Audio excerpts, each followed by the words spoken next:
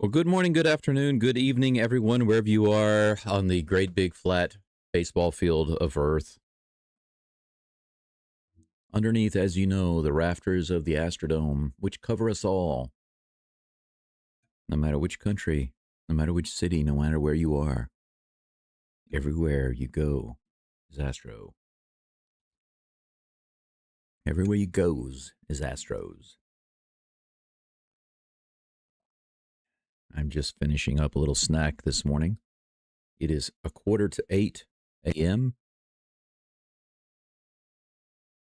I'm having a little, I guess you could say, American comfort food.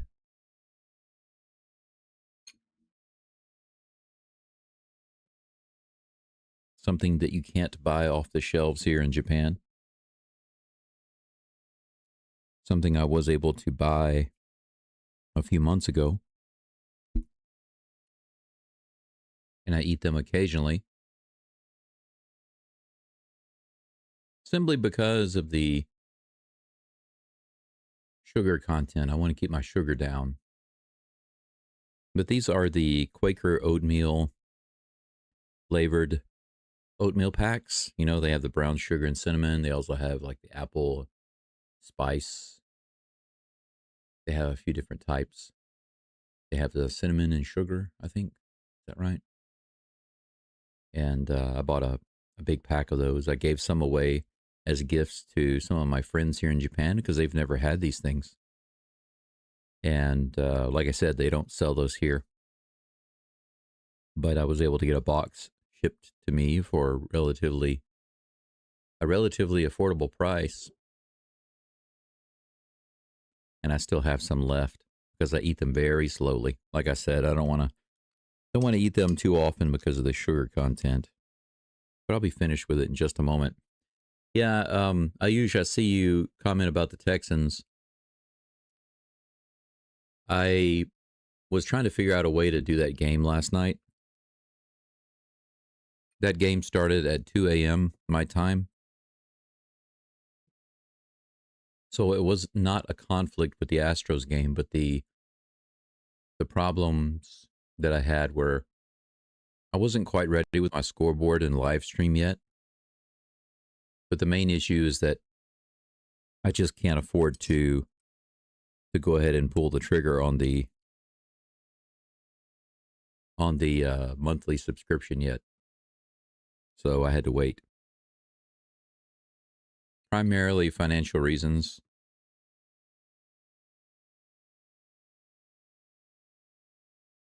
But I thought it's okay because that game was at 2 a.m. This game scheduled for 8 a.m. So it would have really thrown my sleeping schedule off for the day. So I decided, you know what? It's a financial crunch anyway.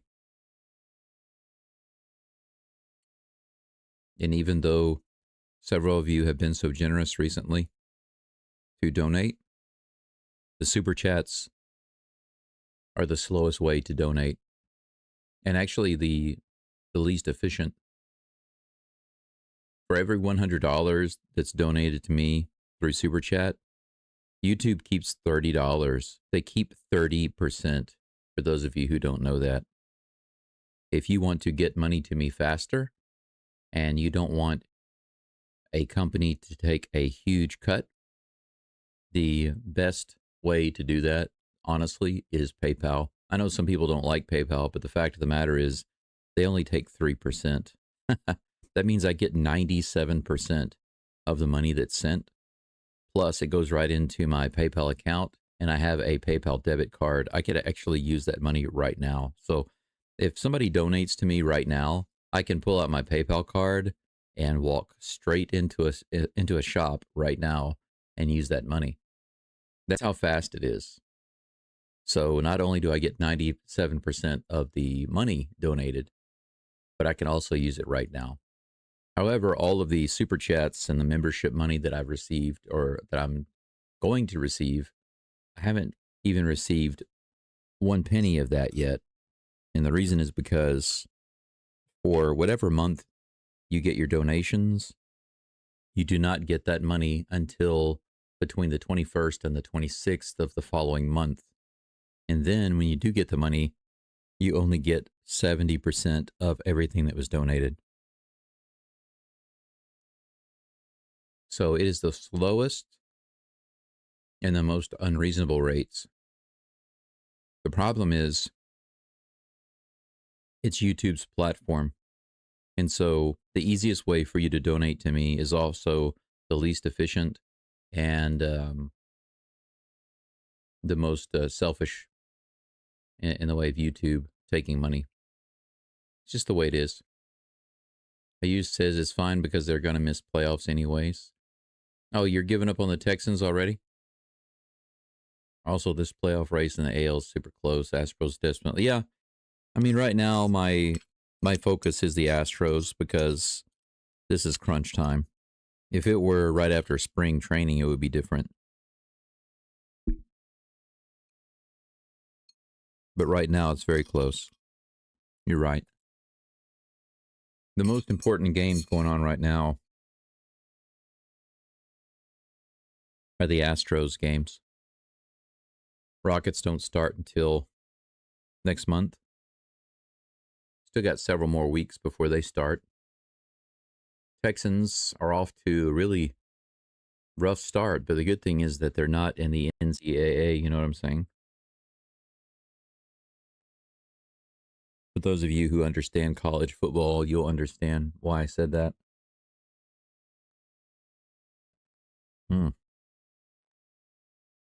I waited so long to drink my coffee. It's already down to just being warm. The temperature dropped a lot here last night. It got down to, inside the house, it got down to 18 degrees. And that's Celsius. In Fahrenheit, it's about 64 degrees. So, September 22nd, 2025, the temperature here dropped down to 64 degrees last night. And that was inside my house. It was cooler outside. I'm sure it was probably below 60 outside. But it was perfect for sleeping. Just absolutely perfect for sleeping.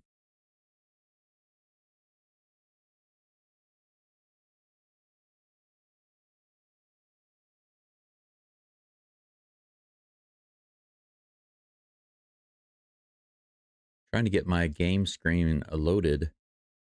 What I'm getting right now is just this. It keeps showing the starting soon.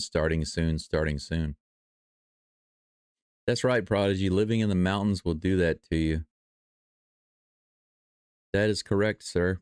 It's interesting because a couple of weeks ago, a red dragonfly landed on me, and that is a sign of fall.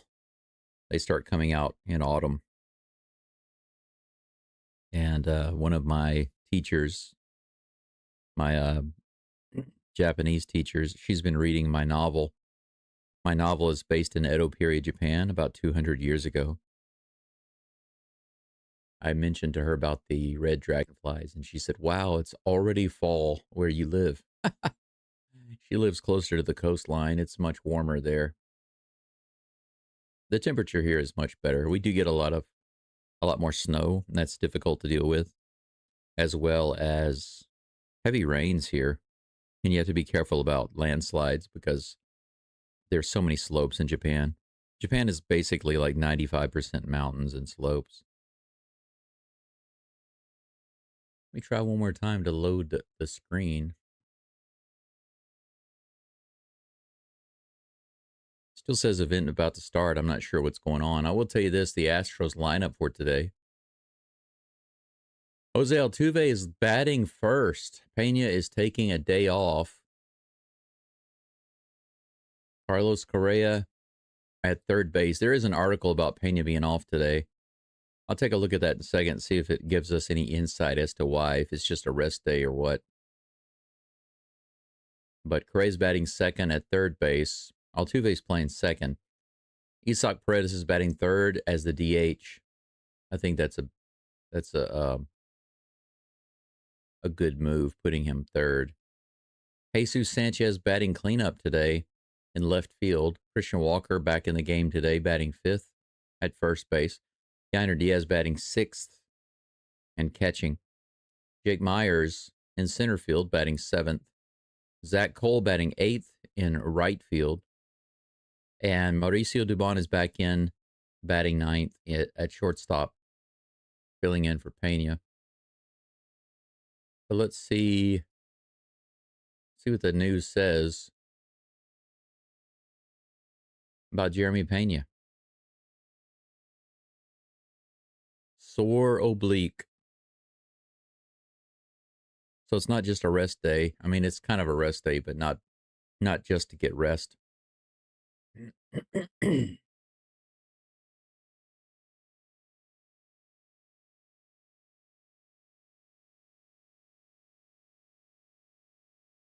The Astros made the announcement 90 minutes before the first pitch. So he was scratched at the last moment, basically. Altuve was batting 4th, but he was moved to 1st. Cole was brought into the lineup to go outfield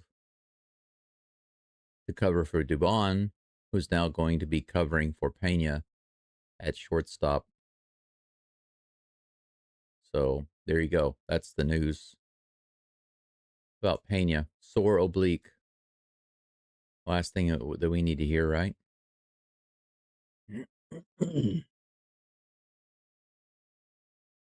Today's game is on ESPN, so I'm not getting any kind of pregame stuff at all.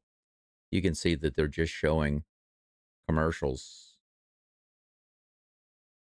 just showing ads for me right now. So unfortunately, there's no pregame, but that's okay. It's kind of hit or miss what kind of information I get on the pregame.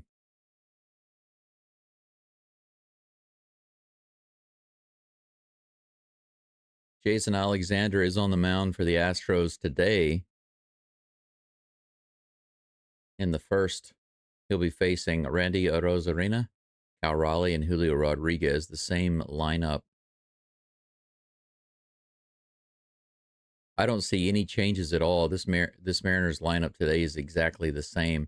Arozarena, Raleigh, Rodriguez, followed by Naylor, Polanco, Suarez, Canzone, Robles, and then Crawford. I don't see any changes to this lineup. Yeah, this is their last home game. I mean, you're right, Prodigy. It would be nice for them to get a win since it's their last home game. But it's also such a crucial game, you know? Out of all the teams that they have to play right now, if they're going to play a team and beat them, this must be the one. It must be this team, right? Logan Gilbert is on the mound for the Mariners. I will say this, in game 1 and game 2, the ESPN predictor, if you look at this, the predictor said that the Astros would win those games and they lost. And today they're saying that the Mariners will win. So maybe that means that the Astros will win. That matchup predictor is often opposite. I feel like it's kind of there to throw people off. Maybe people that are betting money, they take a look at that. To whatever degree, they might use it as an indicator of who's going to win the game.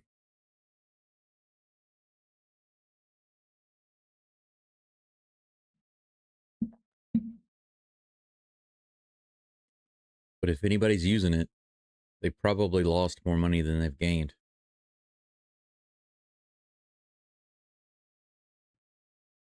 Man, it's 2 minutes till, and I still haven't got the game going yet. They're still showing me ads on the screen. You see this? They're still showing these ads. I know that the game is on ESPN, but come on now. First pitch is due in less than 2 minutes.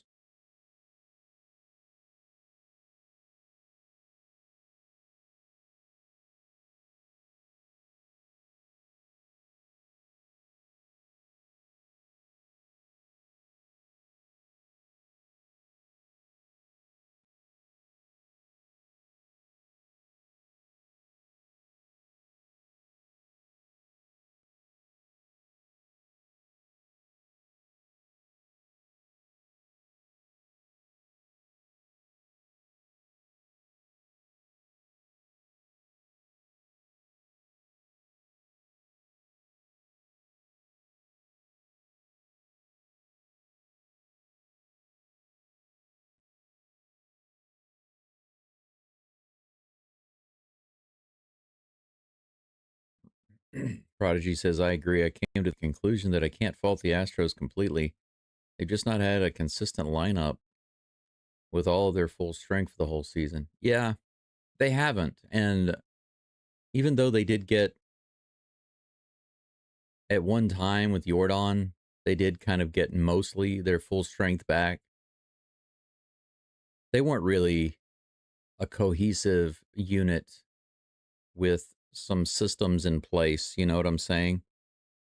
I've said consistently now for many weeks that I've come to realize they have a hitting system issue, and that falls primarily on everybody, right? It's not just the hitters.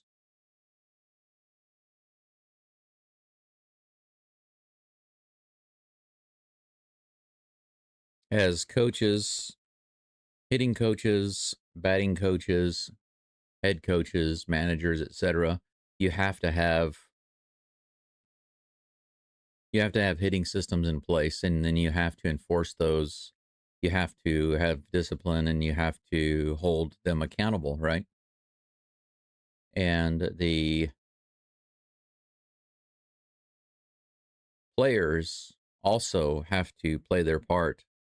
They have to not only accept and follow those things, but they have to practice them and get better at those hitting systems and those approaches at the plate and for every pitch and for every game. And since the Astros team, even when it was at mostly full strength, it wasn't, I guess you could say it wasn't used to that.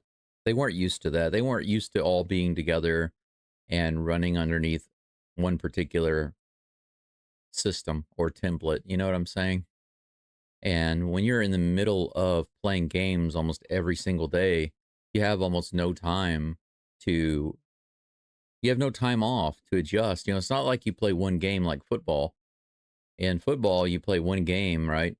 And then you have the rest of the week to not only recover, but adjust, discuss what went wrong and what did you do right, what worked, what didn't work, and make tweaks, make adjustments, change things, you know, run some drills, fix those parts of your game that are leaking. You've got many days to work on all of those things. And some guys who might have mild injuries or be exhausted, they have a chance to rest. You know, the Astros don't have any of those things, and you know, no major league team in baseball has any of those things because that's not the way baseball works. So even when they got all of their players back, it's not like they were just instantly cohesive and all on the same page. It doesn't work like that.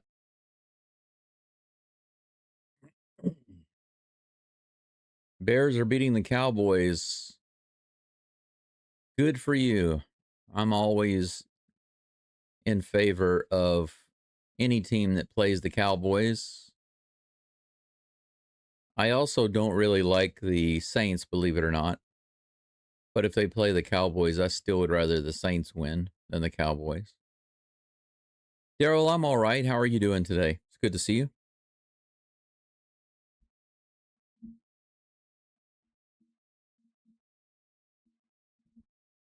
The Mariners are going crazy with this ridiculous catch at the end of the game.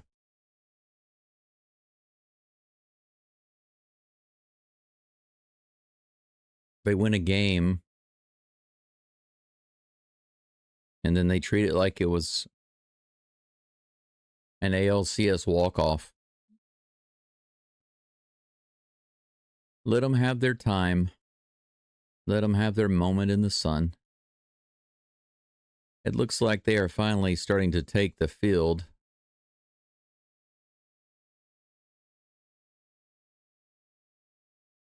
Five more minutes and we should have an opening pitch.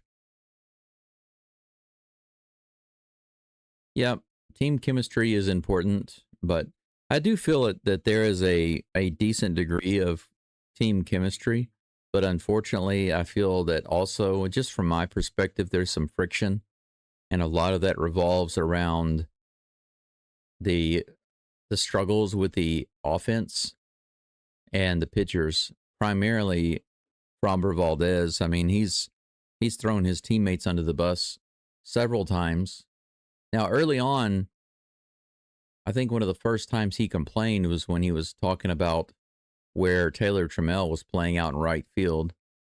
Obviously, that wasn't just a dig at Trammell, but because the coaches can tell him where to move.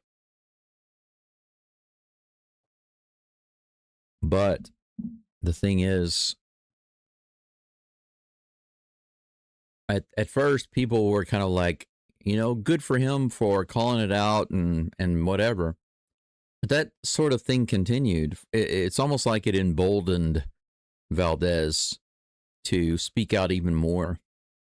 And if he's doing that in public and throwing his teammates under the bus and his own team under the bus, what is he saying and doing when he's around them? That's a little toxic.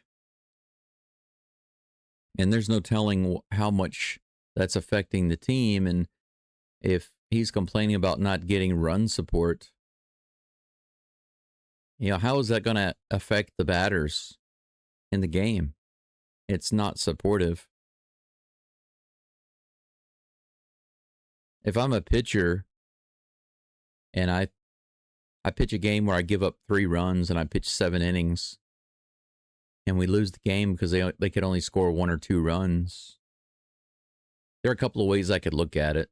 I could say, man, this team really sucks. I pitched 7 innings, only gave up 3 runs. And my record is like 7-7, right? But my record should be 13-1 because I never give up more than a couple of runs. But what can I do to help the team in that situation?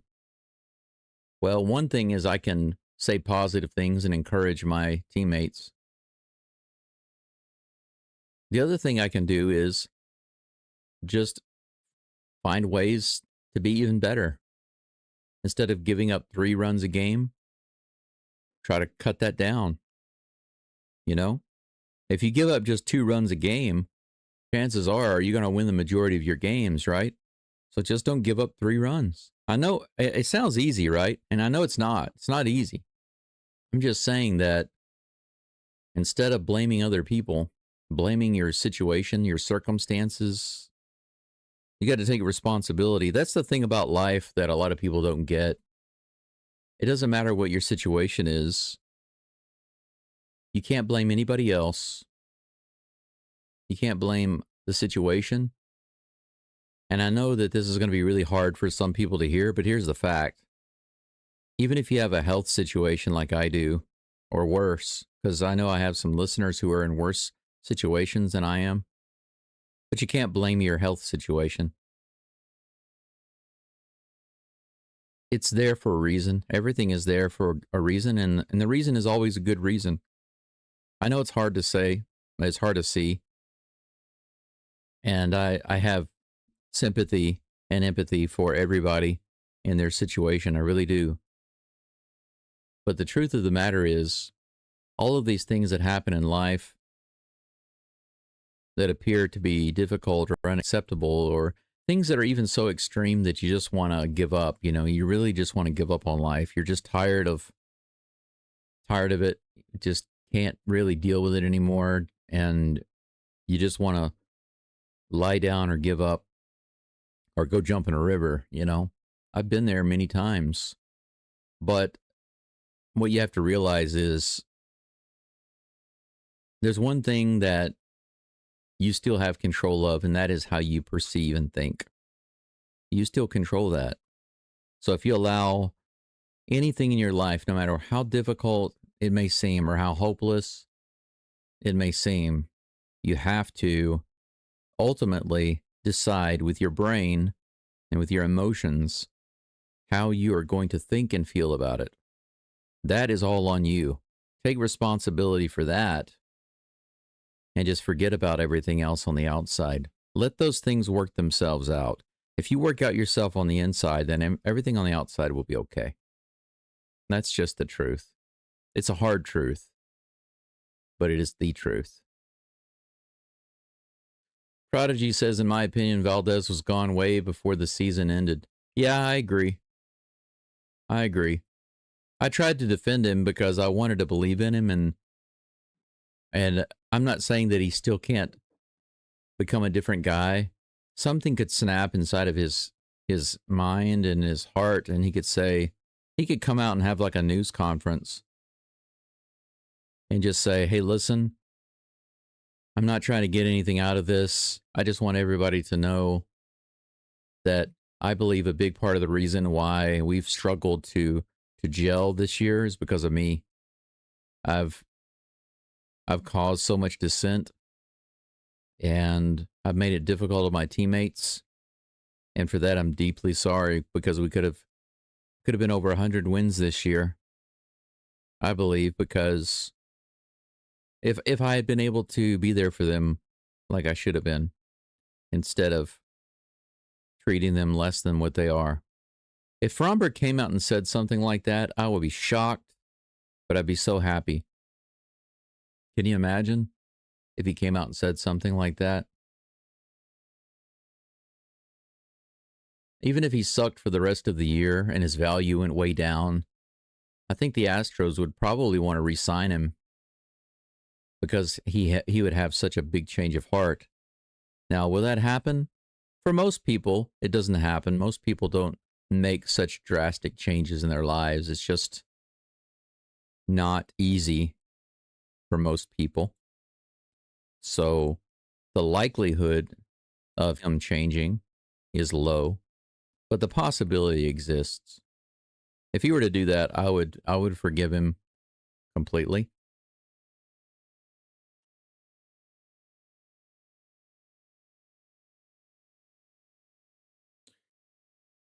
Let's see here. Shake says, let's go Astros. I believe in you. They can definitely do it.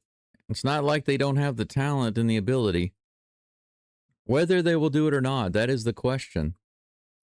Alexander's on the mound, and he is warmed up and ready to go. Rosarena at the plate. First pitch is right in there. 92-mile-per-hour sinker, strike one. Daryl says the Astros need to go back to what got them there, or got them here. Yeah, they've got a legacy to pull on. Swing and a foul tip miss, strike two. That's a good start, 0-2.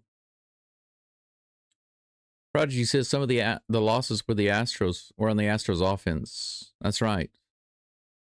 High and outside, ball 1-2. However, Valdez lost 8 games in a row. That is totally unacceptable for a pitcher of his caliber. He was performing consistently abysmal. That's true, but I believe that was because of his attitude affecting his pitching. So I think that his attitude was not only affecting his pitching, but also the relationships with his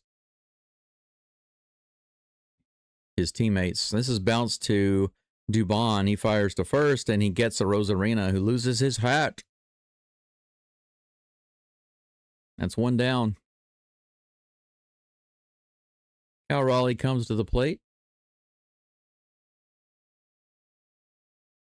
Nobody on, one out here in the top of the first. Daryl says, yes, true. We choose to stay where we are or choose to push forward in life.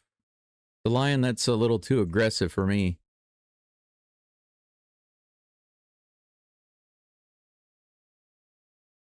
I'm going to put you in timeout for 1 minute, because nobody gives a F about a speech. That's too aggressive for me. Watch your language, please, especially when you're talking to me or others in the chat. You can do whatever you want in your personal life, but that kind of language is too aggressive for me. Feel free to express your opinion, but not like that. Swing and a miss for Cal Raleigh. 81-mile-per-hour changeup. After 2 balls, he delivers a strike. It's 2-1.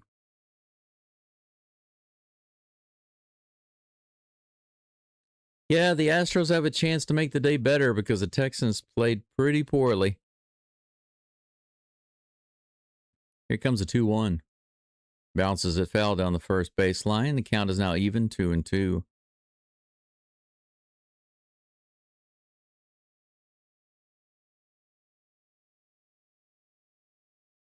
Soap wants to know if I think JP will miss the rest of the season. Jeremy Pena? I have no way to know that right now. That's a swing and a miss right there. If he's got a oblique soreness, I would be speculating, Soap. It would be pure speculation on my part because I have no information to make an informed guess about that. It's 50-50 from my point of view. Here's the toss. He's got some oblique soreness. Mark. Another bouncer to Dubon. 3 up and 3 down. Rodriguez grounds out just like a Rosarina. Cal Raleigh strikes out. So 1 strikeout, 2 groundouts. I like these uniforms that the Astros are wearing today. The dark blue with the Astros rainbow. Beautiful looking jerseys, I think.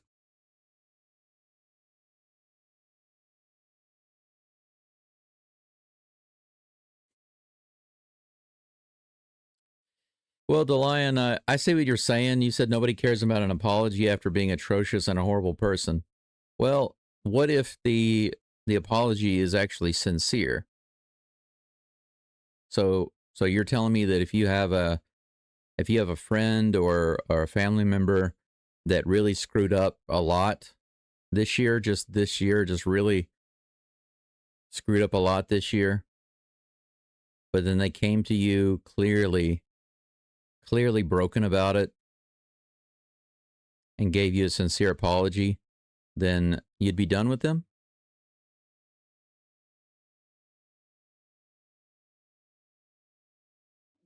Sorry to hear that. To each his own, though.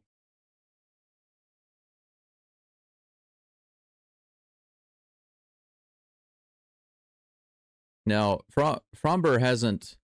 He only went overboard one time, in my opinion, and that was when after he hit Salazar with the cross up, and he didn't immediately apologize. That was and then later on when he apologized about the cross up, he didn't even address that issue of not apologizing immediately after he got hit. And that was my problem. That's my only real problem with Fromber for the whole year.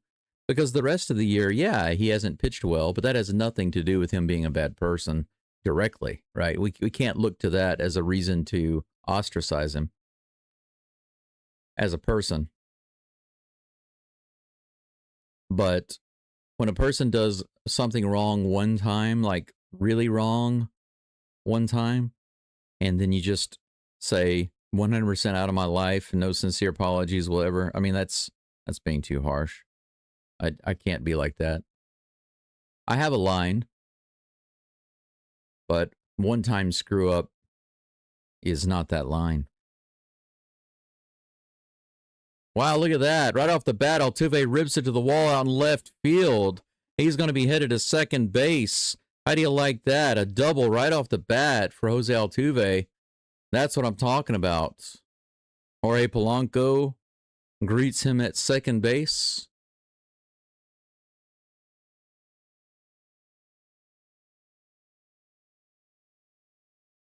Nice hit. DeLion, I'm not sure. Are you drinking or something? Are you upset about the Texans? I don't know what's going on. I don't know why you're giving me grief. It's not like you to give me grief.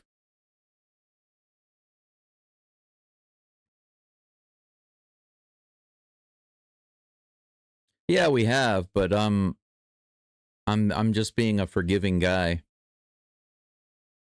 That's high to Carlos Correa, who's now at the plate. Bottom of the first. Nobody out.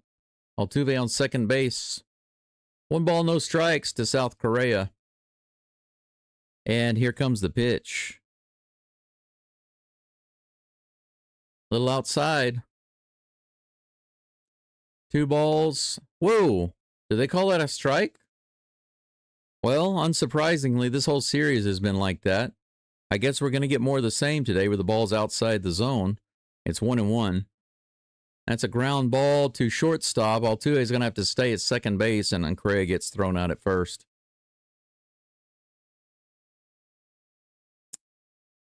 The Lion,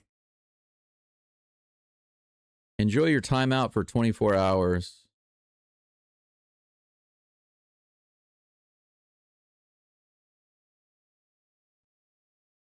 Don't see you just crossed the line. I gave you several chances and you just decided to insult me. Paredes comes to the plate and hits it straight up in the air on the first pitch. Naylor grabs it for out number 2. So Altuve is still on second base. That's 2 lobsters already for the Astros. Yeah, Shake, I don't understand why that is either. The Lion has been around the channel for a while. But to just suddenly start acting out like that, and I don't know. But you know what? You never know what's going on in somebody else's life, so I can't ban him for that, but I can't accept it either. I'm not going to deal with that through the rest of this game. He can have some time to think about it, maybe cool down. Sanchez is at the plate. Let's see what Buddy Sanchez can do. He takes that first pitch high and outside for ball 1. 2 outs. Altuve on second. 1 hit in this game, and it belongs to Altuve. The very first pitch, he doubled off the wall in left field. Now the Astros are trying to avoid the mortal sin of leaving him on base. 90 miles an hour on the inside. Swing and a miss. Strike 1.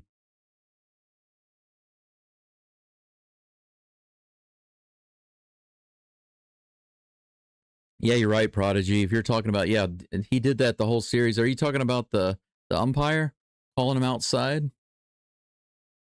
That's true. The whole series has been like that. Thanks, Daryl. I appreciate that. Here's the pitch. Grounded down the first base side. Naylor gets it, tosses it to the pitcher, Gilbert, for the out at first base. So Altuve's leadoff double is not only wasted, they couldn't even move him over to third base. 3 straight lobsters. So right off the bat, Altuve gets on base. And 3 up and 3 down right after that. We go into the top of the second. 1 hit for the Stros, and everything else is goose eggs. The Submariners and the Stros, 0-0. Josh Naylor is due up, followed by Jorge Polanco and Eugenio Suarez. Yeah, Prodigy, you're right. He called it outside for strikes on the Astros and mostly a ball. Yeah, it was rare that he called that strike for the Mariners. It was mostly always a ball.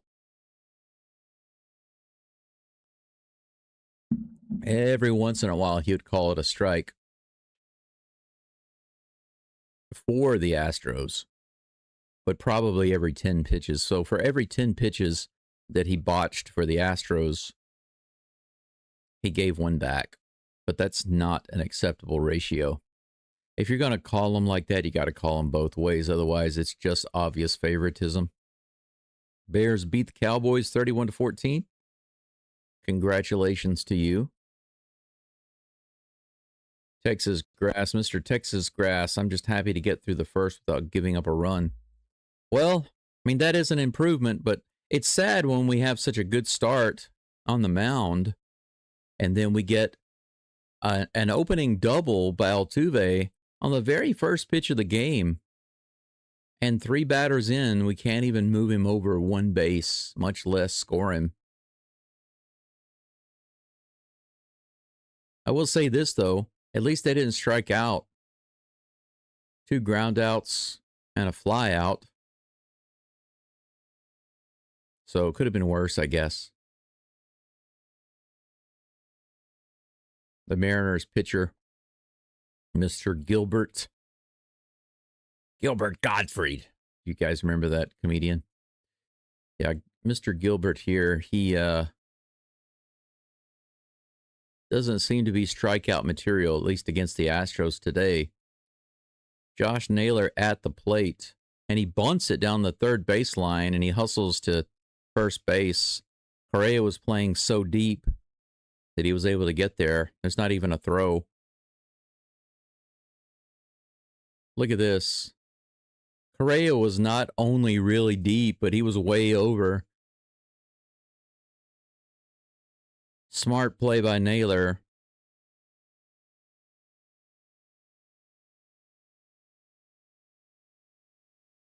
That's unfortunate. Runner on first. No outs. Top of the second. First hit for the Mariners. That pitch is low for ball one. Jorge Polanco at the plate.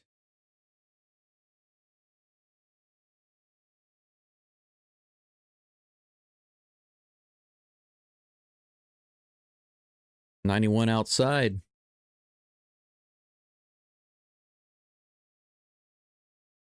Two balls and no strikes.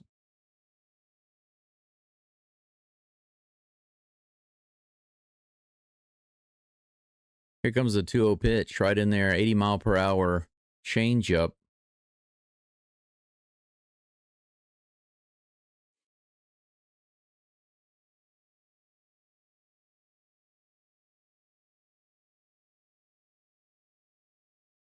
Here comes the toss. In the dirt, 3-1.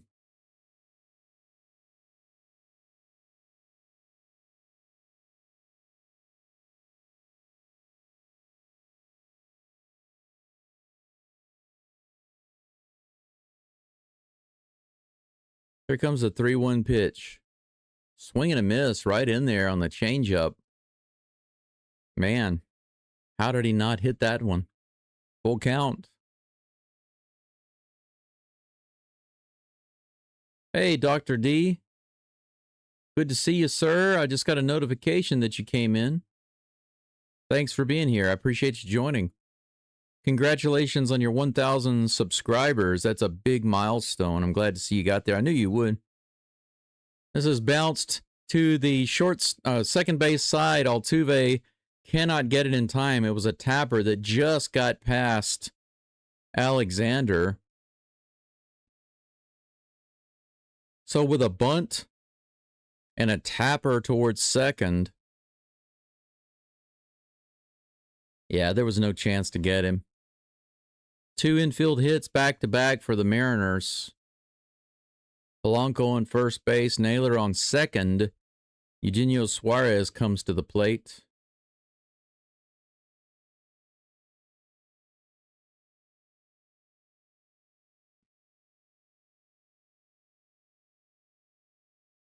You know, after the game yesterday, a lot of negative or toxic Mariners troll fans came out. That's lined into right field. Naylor is going to be waved around, but he stops at third. Nice throw in. Bases loaded on that single. That was a bad read by Naylor, thankfully. He was waiting to see if the ball got down. Sounded like the Astros commentators. Well, these are not Astros commentators. These are ESPN. They were saying that the Naylor, I don't know why. They made it sound like Naylor was off and running, but he was not. He was waiting to see if that ball would get down. He couldn't see where it was at. Thankfully, because of that, they didn't score a run, but now bases are loaded with no outs. Dominic Canzone comes to the plate.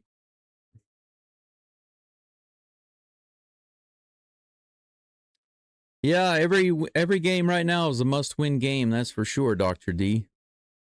That was pretty weak. First two hits were pretty weak. First pitch to Canzone is outside for ball one. The changeup misses.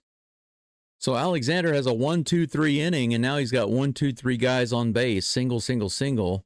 Bunt, infield single on a tap, and then a single to right field. Line drive off the glove of Correa. He goes home, and they get the out at home. So Correa is not able to catch the line drive, but he knocks it down and then throws it straight home. Look at this rip. Wow, he saved a run right there. Maybe two.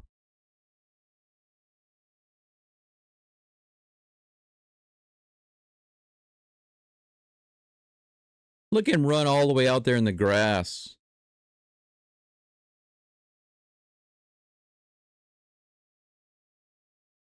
Naylor tried to get in the way of the throw by running way out in the grass.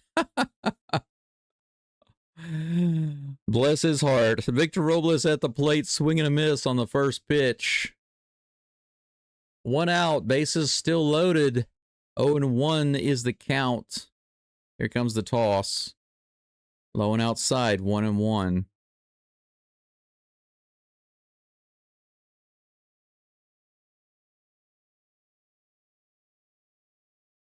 Yeah, that was kind of playing dirty. There's a 1-1. Whoa, almost hit him. Way up and in to Robles. 2 balls and 1 strike.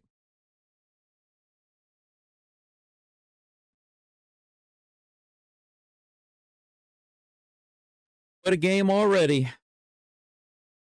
Bounced foul, 2-2. They are showing that catch from yesterday again. How many times are they going to show that catch? This is definitely not Space City Network. This is definitely ESPN, because that's about the 12th time they've showed that catch from yesterday's game, and I'm not going to show it again. Outside the Swiffer. Full count. Come on, Alexander, you can do it, bro. Strike him out with the changeup. I think that'll be a good pitch. That's his strikeout pitch. Let's see if he can get it down. Here's the 3-2. Nope. Hey, he walks in a run. Low and outside. It's 1-0. The Mariners managed to get on the board finally. Yeah, me too, JD. I mean, it was a good catch, but come on. It didn't save the game. I mean, it kept a run from scoring, but it didn't save the game. It's not like it was an ALCS game winner or anything like that. It didn't even win the game yesterday. It just ended the game, that's all.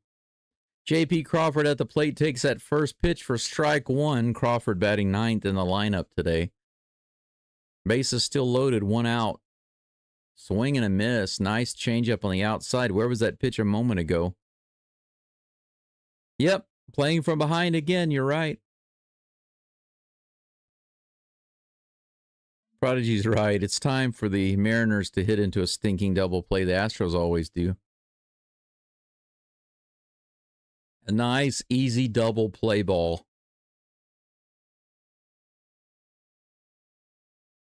An easy bouncer to Altuve, to Dubon, to Walker. Maybe even an unassisted double play would be nice.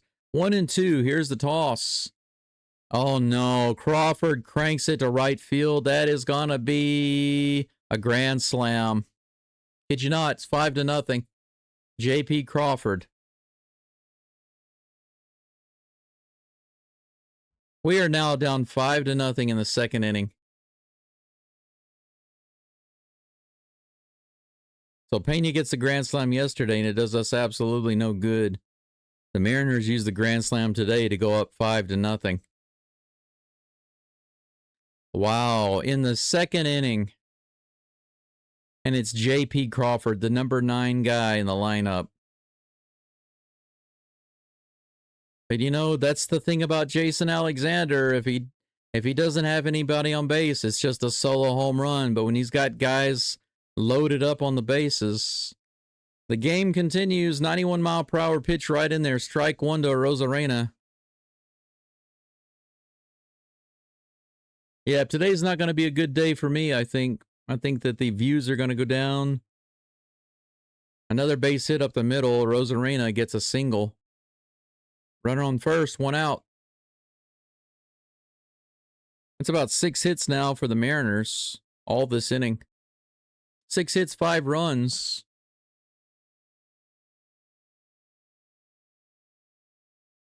Yeah, that's right. Shoot 'em. The Guardians lost. Happy Monday to you, Daniel.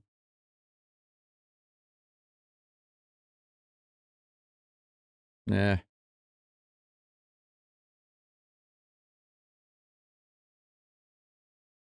Yeah, you're right, Prodigy. Altuve hits a double. with no outs right off the bat. They can't even move him around one single base. Mariners come in, lay down a bunt, get an infield hit.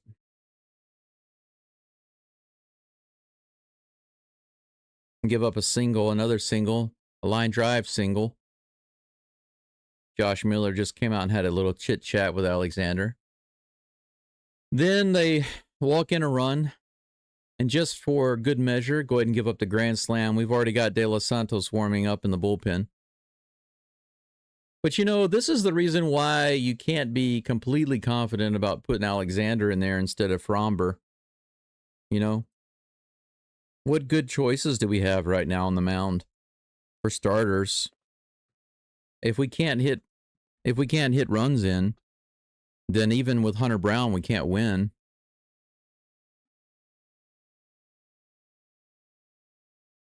Astros may just need to take the postseason off so they have time to work out their hitting system and get their pitching staff fixed. We need 3 really good starters, and then we need some solid bridge guys, and we need Hader back. We need, you know. Cal Raleigh just hit another home run. That's 2 more. It's 7-0.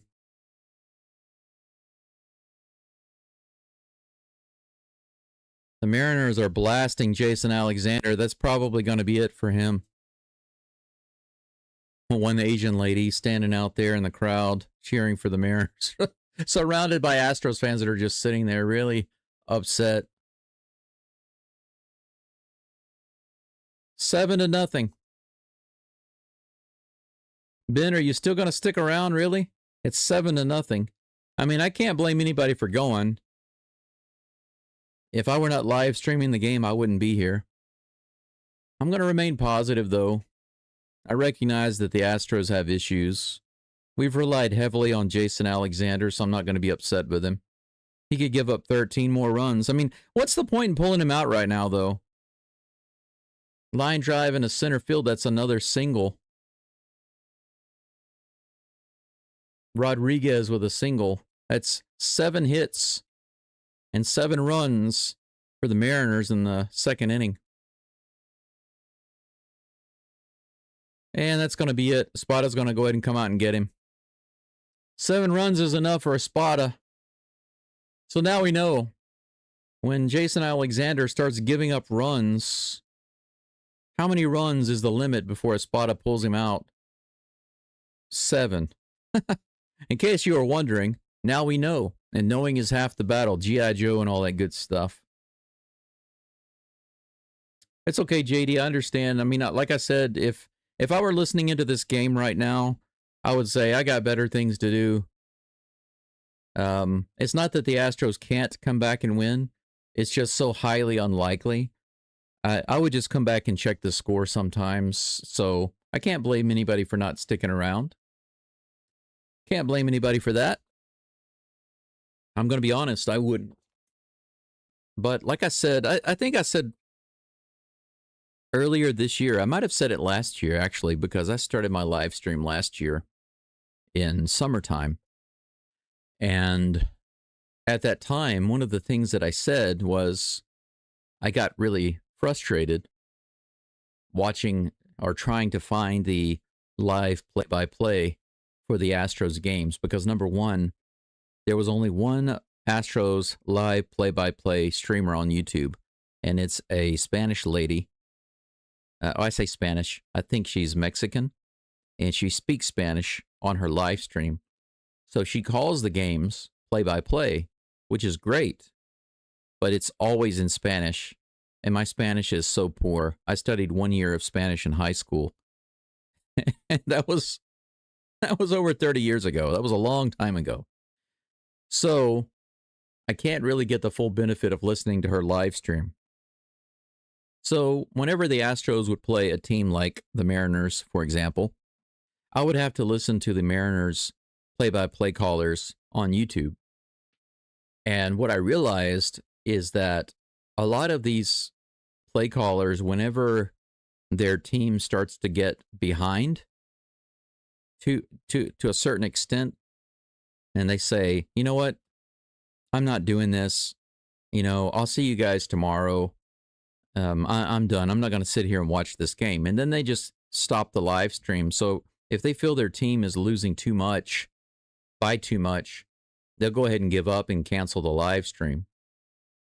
Josh Naylor's at the plate. He flies out on the very first pitch from Manuel de los Santos, who's in the game now for Jason Alexander. Jason Alexander's already out of the game. Let's see. De los Santos. There we go.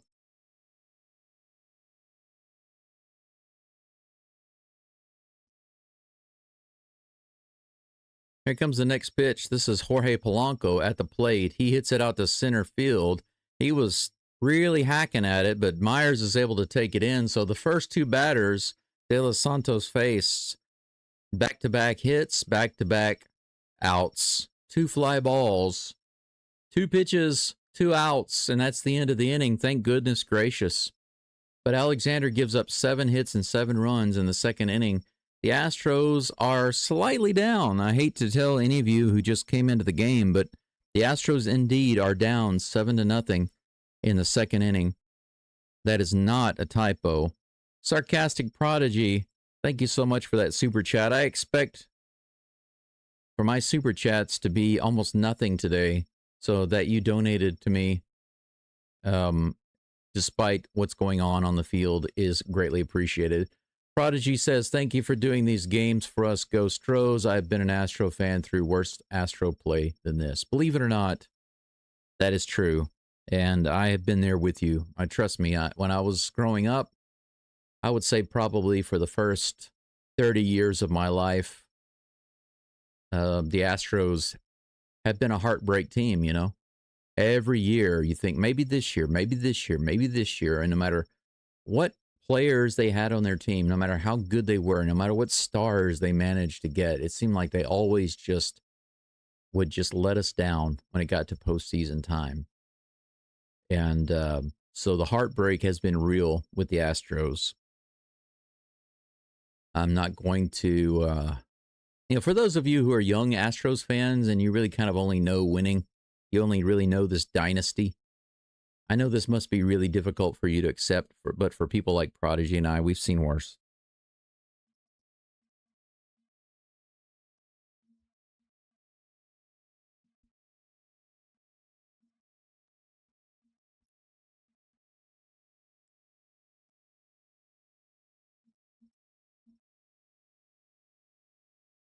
I'm going to call that the old school Astros fan super chat. Appreciate that, Prodigy. Thank you so much. Yeah, it's frustrating. It is.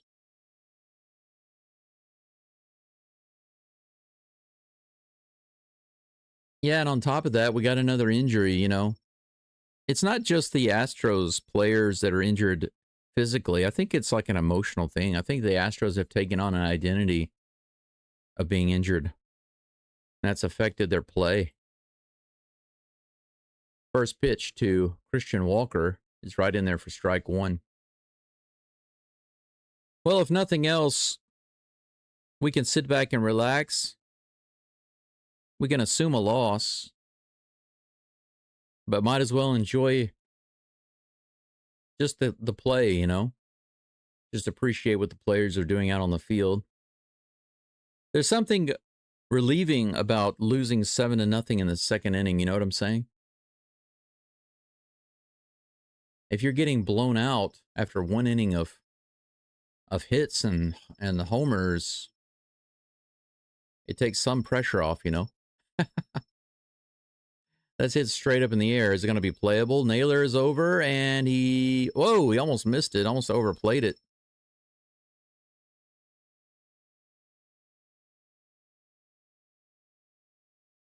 He manages to get it at the last moment there for out number 1. Walker flies out, or fouls out, rather.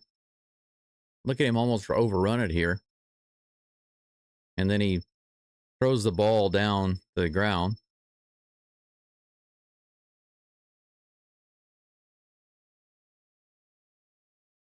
Here's Yainer Diaz, 88 up and in, strike one. Man, I got a really loud cricket out there.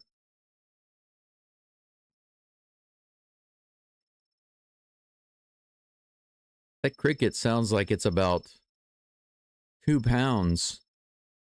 This is grounded up the middle to the second baseman. He throws over to first base. Off the base. Terrible throw. Polanco throws it way to the left of Naylor. He has to come off the bag to get it, but he's able to make the tag on Diaz.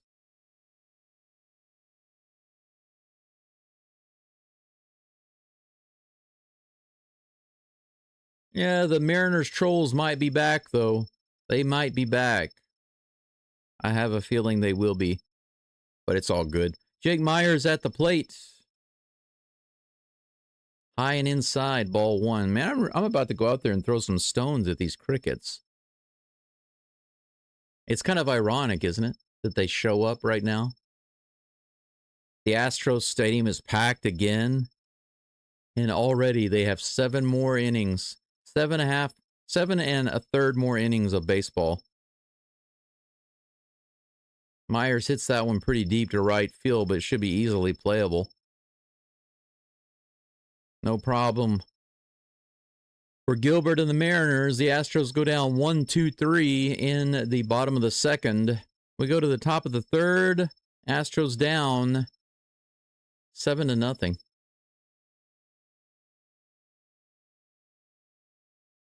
Man, I'm going to go heat up some more water and see if I can get this cricket to shut up. I'll be right back, guys.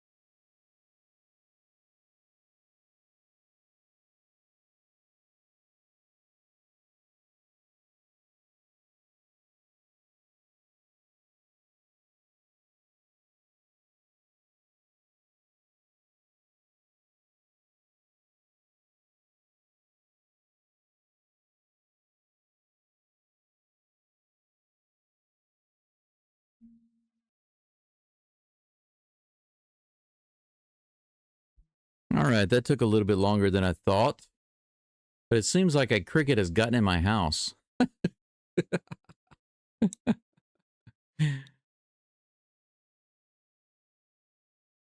I went outside and the sound decreased.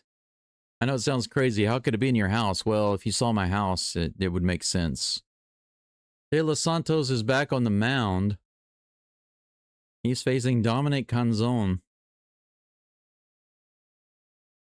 The pitch count is 1-1. There is a runner on first base. I don't see another hit on the board, so I'm assuming he got walked or hit by pitch. Here's a toss. Ground ball, Altuve. Nice toss. Nice catch and toss by Altuve. A backhand on that grounder. And he scoops it up to Dubon, who fires it over to Walker to get the double play. So there's a double play for you, Prodigy.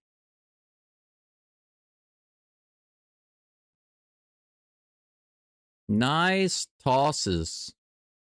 2 down. Nobody on. Victor Robles comes to the plate. Yeah, I have a porch. In Japanese, it's called an engawa. It goes all the way around, the front, the back, and the side of my house. Have you seen some of those old houses in like samurai movies? It's just like that. There's a porch that goes all the way around. And it's not completely closed off to the outside world, if you know what I'm saying. Fouled off. 2 strikes. So it's possible for some bugs to get into that area. And sometimes a cricket will somehow find their way in there. And I think he's right out there on my porch. 97 up and in, fouled off. Count remains 0-2. Yeah, I understand you, Luke. Luke says had to deal with the Texans today. Now this game is exhausted. I get it. I'm glad that I didn't get up and try to do that game. I mean, like I said, I couldn't do the Texans game today just primarily because of financial reasons. But 96 at the top of the zone, strike 3. And that's it. The Astros get out of the inning. The double play and then the strikeout. Basically 3 up and 3 down for Enyel de los Santos. Enyel face on that strikeout.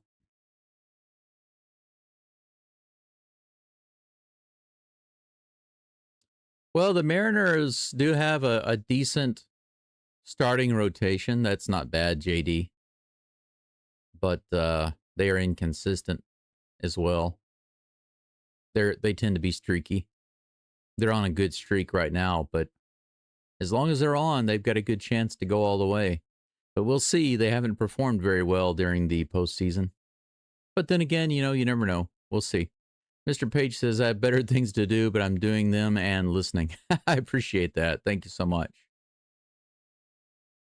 Yeah, Ben, there are several reasons why I can remain on the positive side. I mean,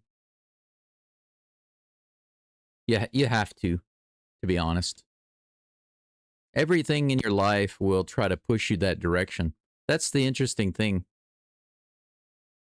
Challenges and difficulties, no matter how extreme they may seem to be, everything serves the same purpose in your life, and that is to push you towards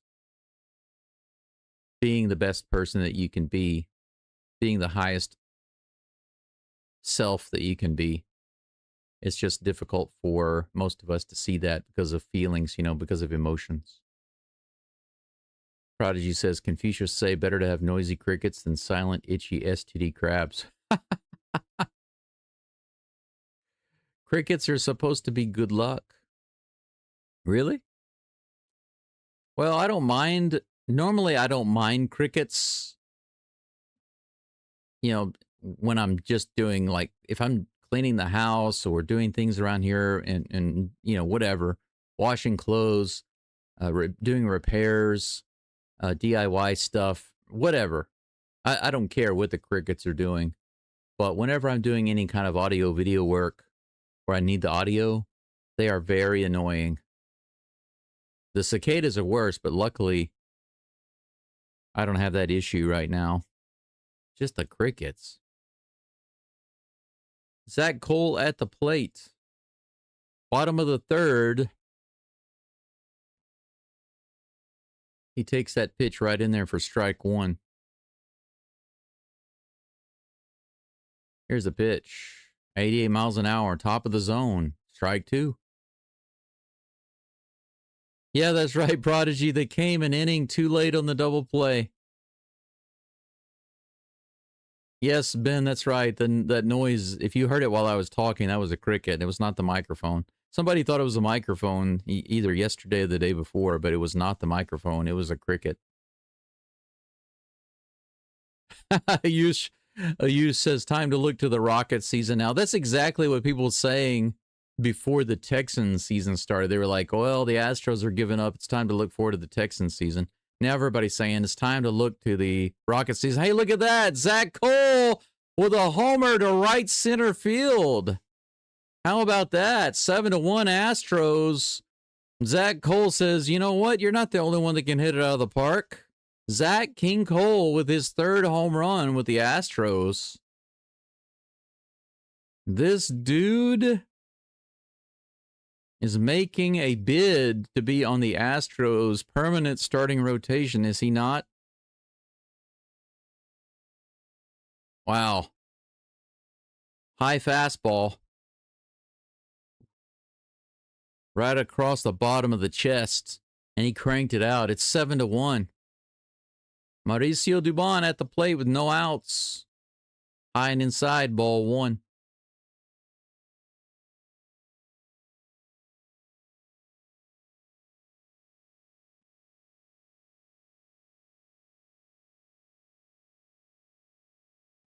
Here comes the pitch. Well, Brett, I appreciate your sentiments, but the game's not over, you know. We're just in the third inning. It's not over yet. Don't start celebrating too early. If you break out the mops, you might be sweeping up the blood from the Astros comeback. You know what I'm saying? 84 outside, and he fouls that one off. 1 ball, 2 strikes to Dubon.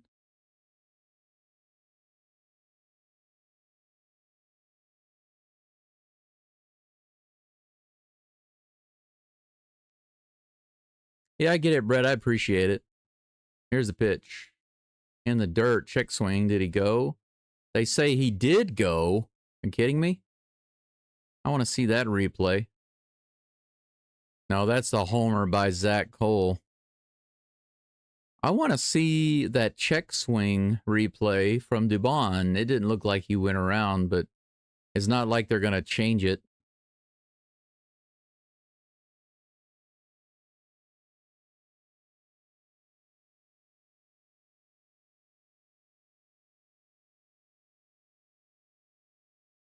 Here is a pitch to Altuve. Altuve takes a rip at it, 97, and he fouls it off. Altuve with a double today.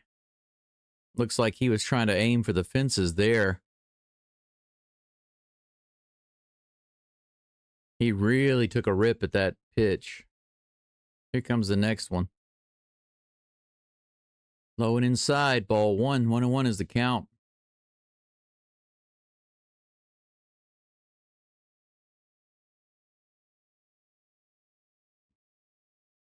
Yeah, we need back-to-back home runs 6 times. Yeah. 6 more homers to tie it up. Here's the pitch to Altuve. Woo, man. Altuve still taking a big cut at that ball. 1 ball, 2 strikes. 1 out, nobody on.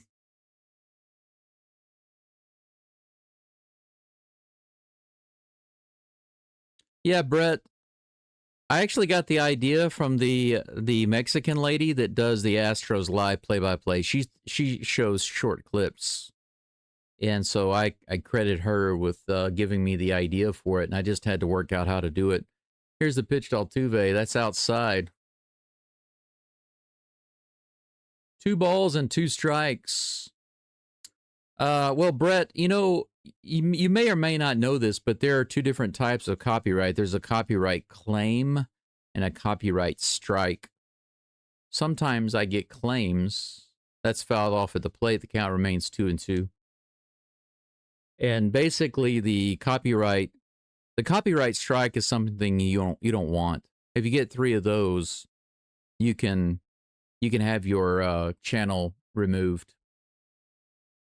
That's when you're clearly violating the copyright of a copyright holder. But a copyright claim basically means they say, hey, that's my content, but you can use it. This is fouled off again. Count remains 2-2. But what happens is they will get any revenue from your video or live stream that you would have made otherwise. I think it's extreme because, for example, let's say I have a 3-hour live stream and I have like a 5-second clip of the game that's low and outside, full count to Altuve. They can actually claim that 4-second clip. That's ours. And then YouTube will give all the revenue for the whole video to MLB. It's so stupid. It's really stupid. So what I do is I find that unacceptable. So, of course, I go clip that out. Ball 4, good take. What a great at-bat by Altuve there. He was waiting for a good pitch, and he was really swinging hard at the good pitches, but he wasn't swinging at the stuff out of the zone. This is the Altuve I like to see, with a double and a hard-earned walk. Runner on with 1 out for Carlos Correa. But anyway, after many games, I have to go in and edit out and cut out all of the pieces that MLB says belong to them. Now, some games, they don't make any claims at all because I make the clips very short. As long as I can keep them very, very short, it's generally not a big deal. But if I accidentally run it too long, then they will definitely gouge me for it, and then I have to go cut it out later. Appreciate that, Brett. Brett gives me the $2 super chat, says thank you for what you do. Thank you so much. Even though you're a Mariners fan, I've got nothing against that. Everybody has their own favorite teams. Got nothing against the Mariners. Wouldn't say that I like them. But they are outplaying the Astros right now. Except for Altuve and Zach Cole. They're not outplaying them. They're playing just fine. Correa has fouled that one off for a second strike. The count is 0-2. Altuve on first. Here's the pitch in the dirt. Raleigh's able to block it, but it looks like he hurt his hand there, stopping that ball. 1 ball, 2 strikes. Yeah, Darlene, join the club. I've had the privilege of seeing it since the beginning. Here is the 1-2 pitch to Correa. 96 fouled up and away. Raleigh's going to run over, but it's behind the dugout. Count remains 1-2. I've never gotten a copyright strike, Brett, for any reason on any of my channels.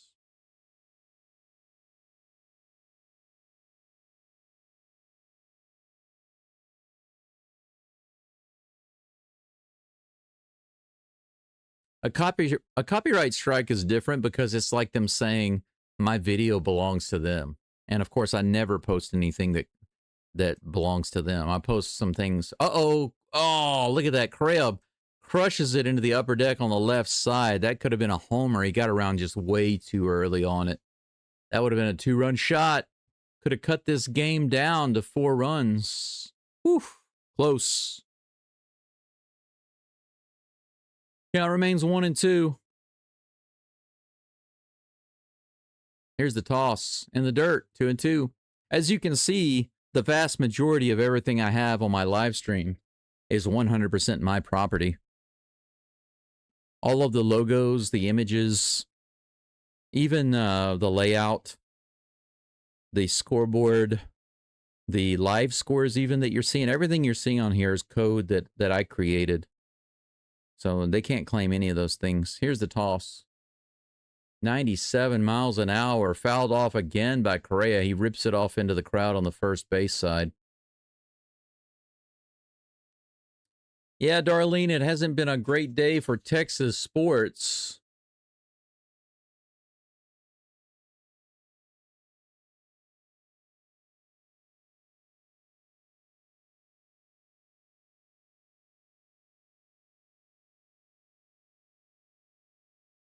Two balls and two strikes. Correa putting up quite the battle at the plate right now.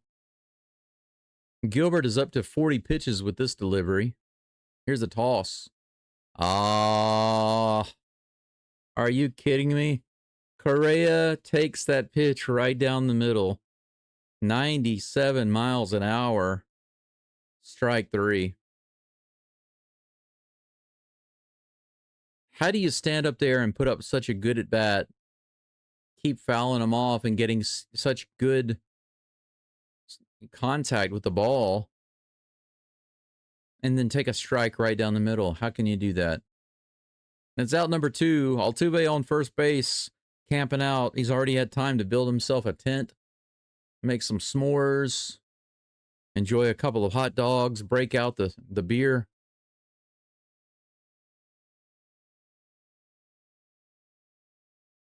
Yep, those are the breaks. Isaac Paredes comes to the plate to face Logan Gilbert. Let's see if Paredes can come up with a little Crawford box visit. Wouldn't it feel nice to cut this lead down to 4? Sounds silly, doesn't it? Let's cut this lead down to 4.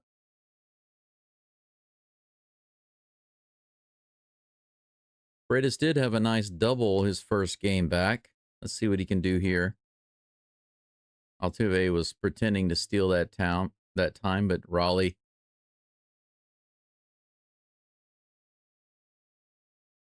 did not throw the ball down the first. First pitch is right in there for strike 1. Here comes the 0-1 toss. Low, outside. 1-1.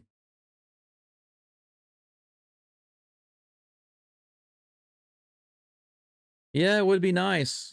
Cut it down to where we win and they lose. That's fine by me.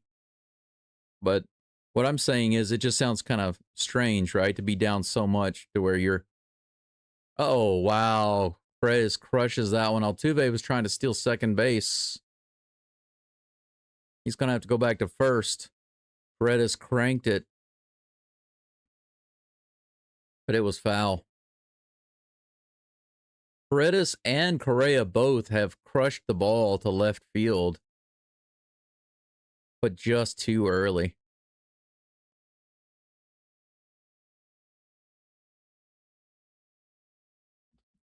It was a Zach King Cole homer, JD.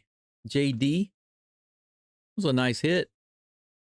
Over the bullpen out in right center. It was a crush. Just like that girl that I liked in high school. Just a crush. That's all it was. Just a little crush. Here comes the 1-2 pitch to Paredes.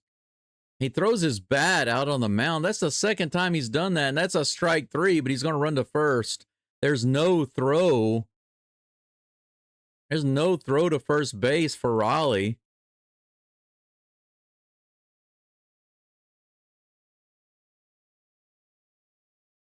They're going to take another look at this. That might have been fouled off. What in the world is Paredes doing? That's the second time he's thrown his bat towards the mound in the past couple of days. Is his hand strength just not there? They're trying to determine if that was a foul ball or a swing and a miss, because if it's a swing and a miss, we're going to have runners on first and second. But if it's a foul ball, then we're going to have another pitch to Paredes. But as of right now, he's on first base. That's right, Prodigy's new strategy. Throw the bat when you strike out and then run to first base. Good strategy by Paredes. Look at this mastermind. He's like, where'd the ball go? Hey, what happened? Oh, hey, the ball went back there. Jesus Sanchi at the plate, swinging a miss on the first pitch, strike one. Now, Sanchez has been swinging for the fences today, and I don't mind that at all because a 3-run homer would not be something I would be opposed to. In the dirt, 1-1. Just keep swinging. Just keep swinging your butt off until you crank one out. Cut this game down. Get us back in it, Sanchi. I love you. Does it matter? Does it matter to you that I love you? Here's the 1-1 pitch. He hits this one hard to center field, but it's going to be played. Too much air. It dies. It floated up and then floated down, and that's out number 3. Couple more lobsters lost at sea. And they commit the mortal sin of not bringing Altuve home. That's like the golden lobster. They go out, they catch 2 lobsters in the boat, including the golden lobster. But the ship sinks on the way back. Fortunately, Zach King Cole was able to bring his ship back with 1 lobster, so the people had something to eat. We got a little snack. Let me go in here and grab my hot water because I'm going to make myself another cup of hot coffee. Are you guys and gals having anything to drink? If so, let me know. Be right back. And I'm still going to say it regardless, Geaux Stros.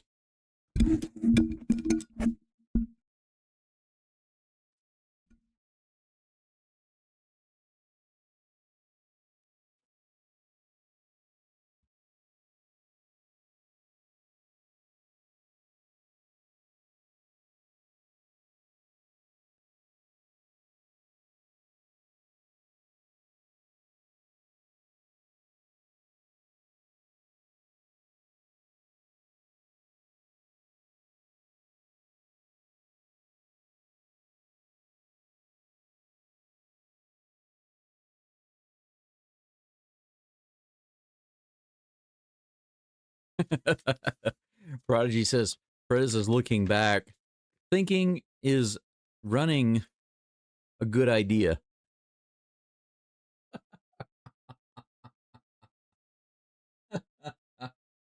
He did look kind of confused, didn't he? He looked kind of confused at that time.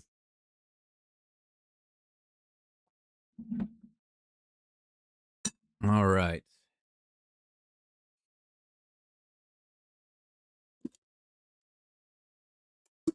How fast can I get this coffee prepped before the start of the 4th?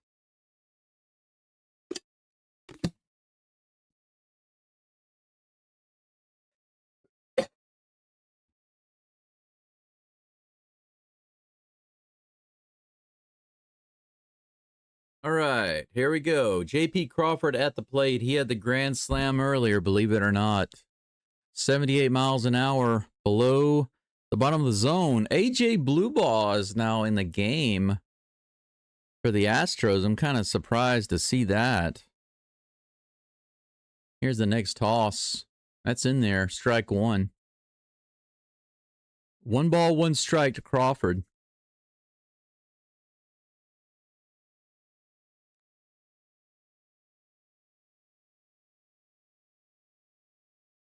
.84 miles an hour.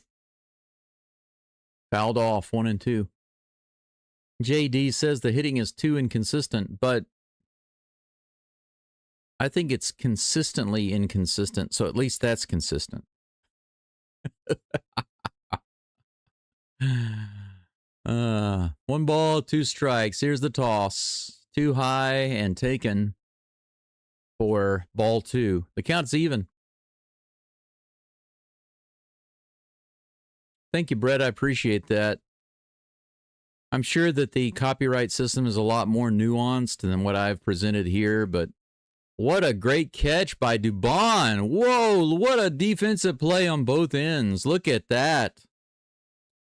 Mauricio Dubon with a great diving stop on Crawford's opposite field line drive. One hopper. He fires it to first. Walker scoops it out of the dirt. Look at this catch and throw.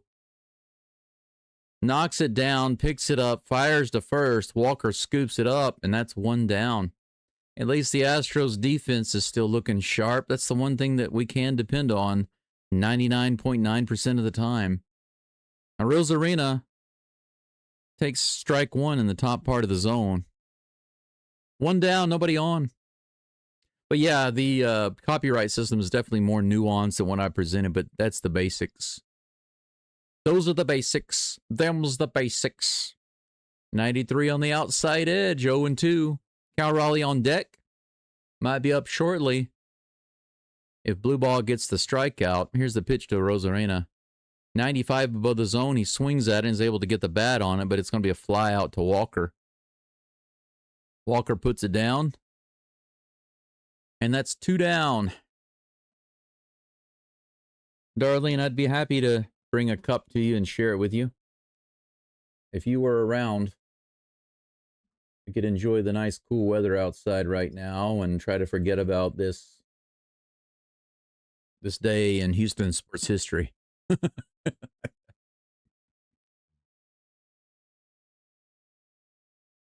Ben says, I'm enjoying some room temperature water. I don't know if you know this. It reminds me of being in China. Chinese don't believe in drinking cold water. Ice water, cold water, they think it's bad for your health. They always drink hot water, and it is so hot. They boil it. If you go to a restaurant, they serve you water that was basically just boiled. And whenever you go to pick it up, you can't even pick up the cup. The cup is so hot. I don't understand how the cups don't break.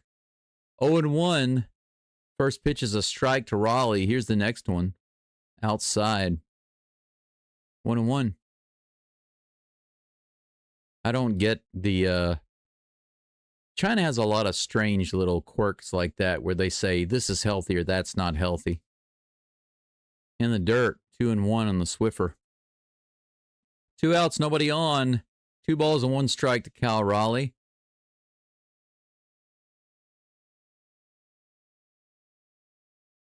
Yeah, but JD's right. Showing the really quick snippets, I can't go longer than just a few seconds. If I do, they're most likely going to claim it. Big swing. Big miss. 2 balls and 2 strikes.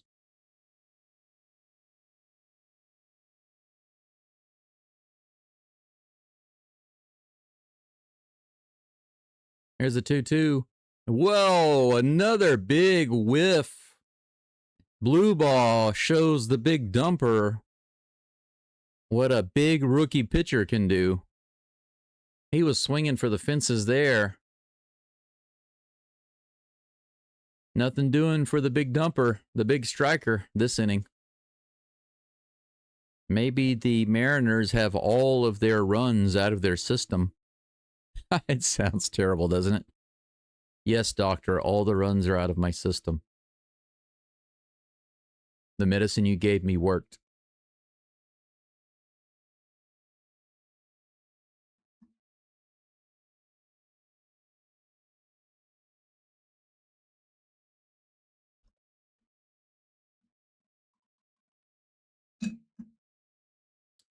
Fresh cup of coffee incoming. It will be ready in just a few moments.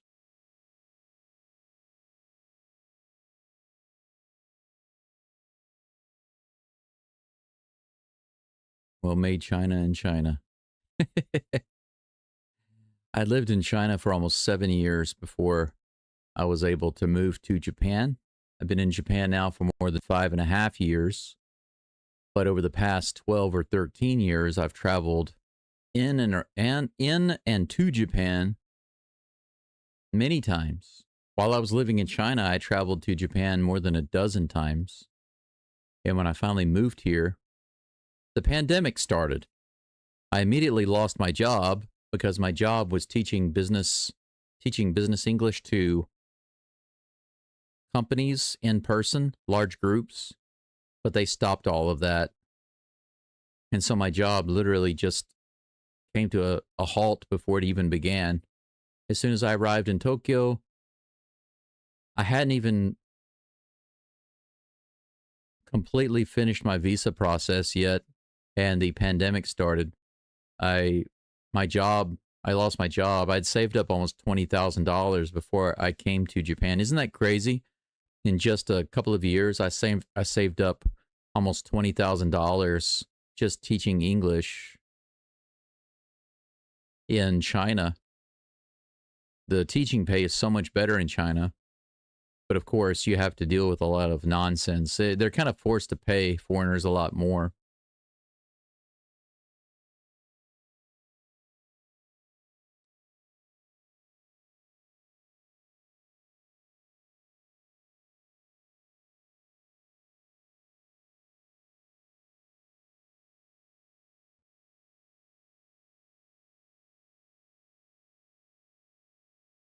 Walker gets a hit to left center field right off the bat, the very first pitch.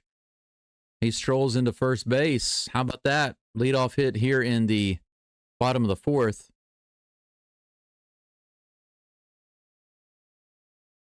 Tampa Bay beating the Red Sox right now 3-0. I was trying to listen to Espada. I apologize for me being quiet, but they were talking to Espada. I was trying to hear if he was going to give an update about Pena. Here's the pitch to Diaz. 89 right in there, strike one.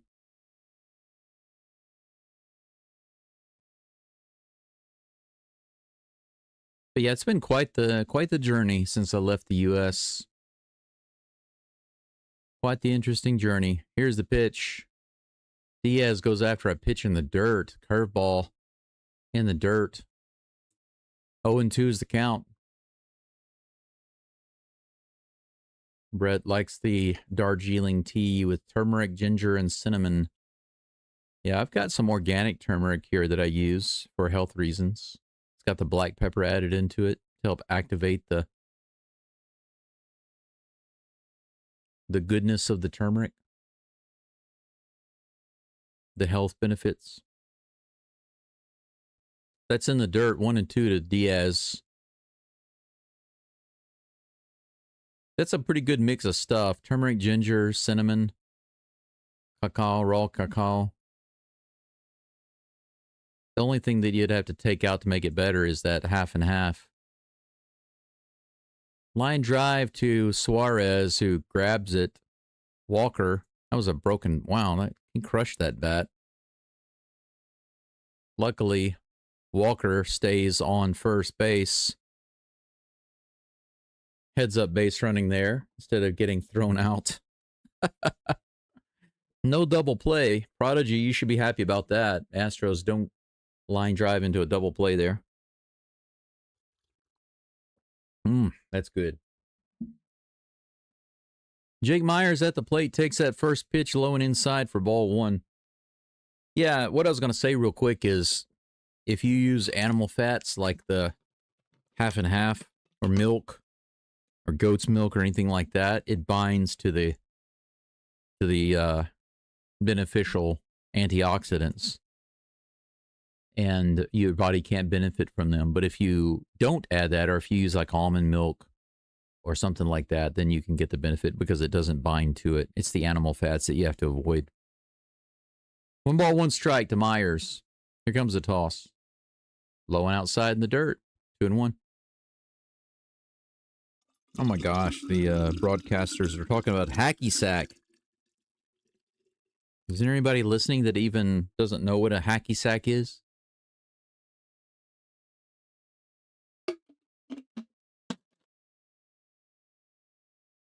All right.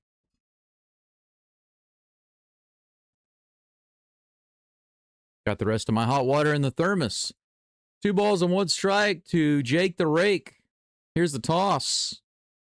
That's hit hard to center field, all the way up to right center. They run into each other, but they make the catch. That could have been a lot worse. Rodriguez and Robles Robles was actually upset about that. He was telling Rodriguez, I called for that. That was mine. That was mine. He was angry about it.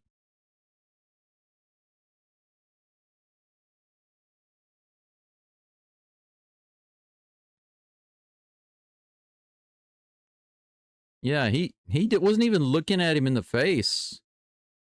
Man, Robles was not very nice on that play. But you know what? You're the right fielder, bro. You're not the center fielder. If the center fielder calls it, you should back off. He was like, dude, that was mine. That was mine. He wouldn't look at him in the face. That was not very teammate-like. Zach Cole, who had a home run his last at bat, is at the plate. First two pitches are balls. Still have Walker on first base. Much like Altuve, camping out, making s'mores, waiting to be driven in. 2 outs. Here comes the 2-0 pitch. Cole hits it hard, but straight up. That should be caught by Rodriguez. Are you sure Robles doesn't want to come over from right field and take it? Out number 3. Another stranded on base. Astros are down by 6, going into the top of the 5th. 3 hits for the Stros, 7 for the Submariners.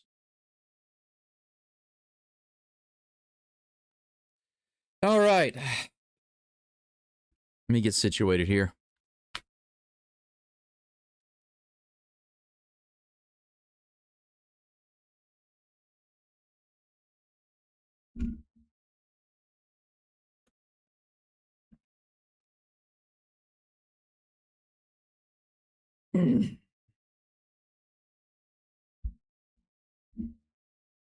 All right, everybody. How about I totally change the tone of the broadcast? I have to get my legs propped up here because of blood flow issues. I do use the compression socks every day. I stopped using the blood thinner medication. And so now I have to do other things to help my body out. I take a lot of supplements every day. So I understand about using the turmeric in the diet. It has so many uses. It's good for you. Yeah, that's right. Shoot 'em. Red Sox losing. That's good news. Hopefully the Tigers can continue to get dominated. That'd be nice. Prodigy, yeah. Out of all the times that Walker could have gotten a hit when it mattered, he singles with nobody on base. He's been at the plate so many times with 2 runners on or with bases loaded and just struck out. He is a drive killer, a rally killer. JD says, Japanese carpentry is amazing. Yeah, this house here is completely built without any nails. It's wood and stone and earth. It's dirt. It's literally dirt, bamboo, wood, and stone. And it has no nails holding it together. The frame, if you can see the top frame all the way around my house, it's 4 trees. It's a special design. Built in the Edo period about 200 years ago. It's pretty amazing. First pitch from blue ball to Rodriguez is grounded to third base, and they throw him out at first. Good play by Correa. 1 pitch, 1 out. I got a birthday? No, it's not a birthday. It's a final game of the season celebration.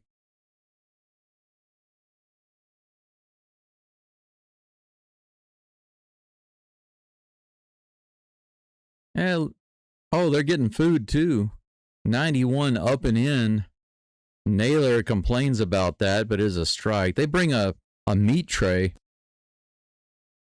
They got some sausage, and he says, there goes your diet, but it's just a meat tray. If you eat all of that, it's not going to make you gain weight. These guys don't understand food very well. That next pitch is fouled off by Naylor. 0-2 is the count with 1 out, nobody on. JD wants to know if I've been to a Japanese baseball game. How does it differ from watching the game in America? Yes, I have been to to see the Hiroshima Carp, which is the professional team located here in Hiroshima. And to be honest, as far as the game is concerned, I think they play it in a better way, a more traditional way. Fouls that one off. Count stays 0-2. The games here basically will go to 12 innings. If there's still not a winner, then it ends in a tie. They don't use the second base runner. The pitchers do not have designated hitters. The pitchers must hit. Naylor hits that one out into left field, but right at Sanchi, who puts it away. Out number 2. Jorge Polanco's due up next. So the pitchers in the Japanese professional league, they pitch and then they bat. And many of the pitchers are pretty good at batting. So Ohtani is not special. I know that in America, everybody thinks, oh, Ohtani's so unique and so special. He pitches and he bats. Well, all pitchers do that in Japan. They all do. Ohtani just happens to be a little better at it. That's all. But if you watch Japanese baseball, you realize real fast that every pitcher is basically like Ohtani. But they just vary in their abilities. Some pitchers are better than Ohtani, and some pitching batters are better than Ohtani. But pitchers that are really good at pitching and batting, Ohtani just happens to be good at both. So I've never thought that he's so special. He's just better at both skills. You know what I'm saying?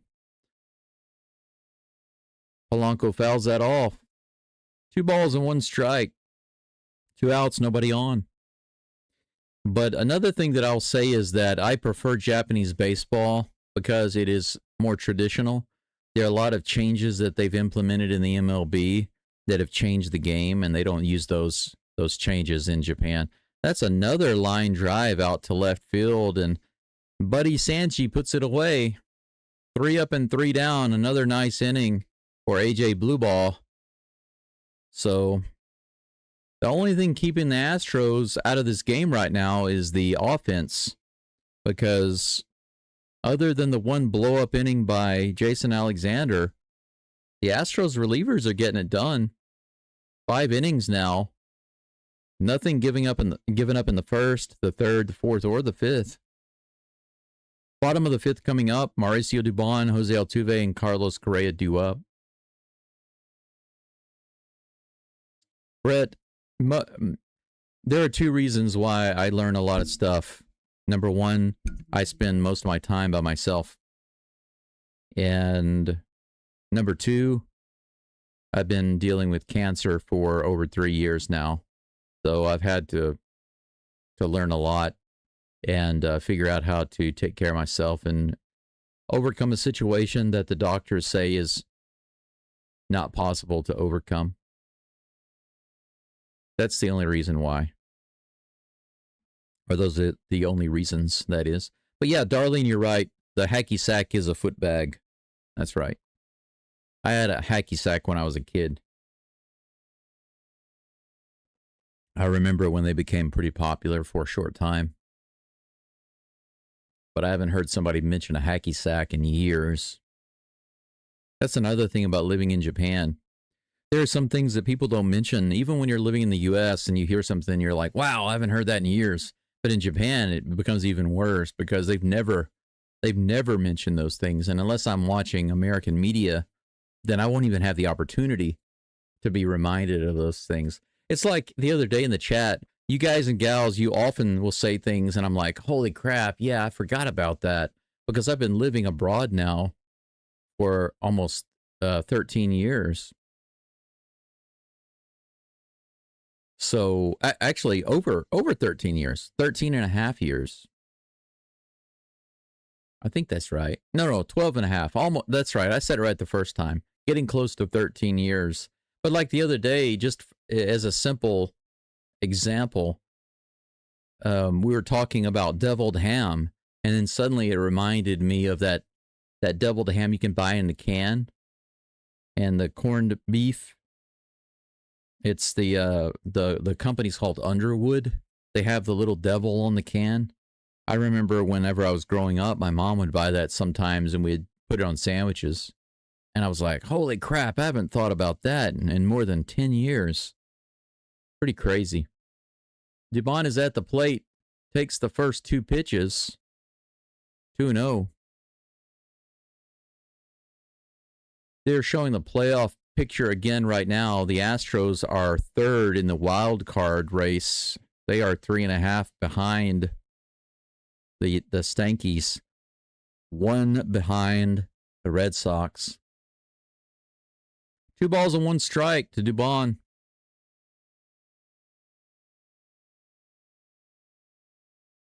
Here comes the 2-1. Grounded to the third base sign. Dubon is hustling. He makes the throw. Barely beats him out for out number 1. I will say this, JD. I wanted to let you know about the Astros. I mean, I'm sorry, not the Astros. About the... they're showing the performance right now of the Tigers versus the Guardians. The Tigers dropping in value. The Guardians going up in value. But at the Japanese baseball games, there's one thing that I don't really like, or I haven't gotten used to it, one or the other, is the noise of the crowd. Altuve's at the plate, fouls the first one off on the third base side. 0-1. Altuve with a walk and a double today.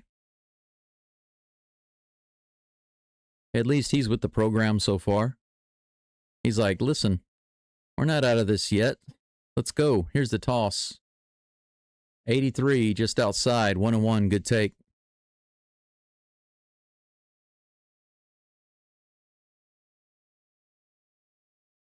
But yeah, the fans constantly chant and sing and make noise through the entire game at a Japanese baseball game. Oh my gosh, Altuve gets nailed. Right in the shoulder, looks like.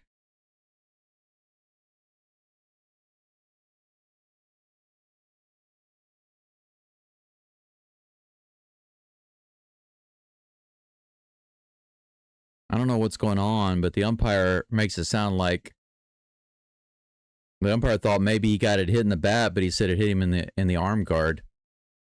Yeah, it got him in the arm. Yeah, the umpire was like, did that hit you in the bat? I want to take a look at that. Are you kidding me? Yeah, the sound was really loud, so maybe that's why. Yeah, the pitcher's like, holy crap, sorry about that.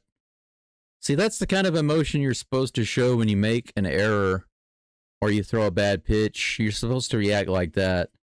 You're supposed to be like, whoa, whoa, whoa, I did not mean to do that. Show that to Fromber. Look at Altuve was looking at it on the screen. They were showing it on the big screen in Daikin Park, and Altuve was watching it while he was walking to first base. That's funny.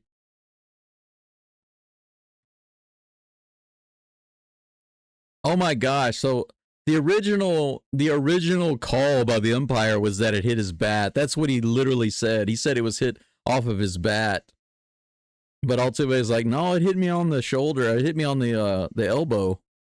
And so they had to review it.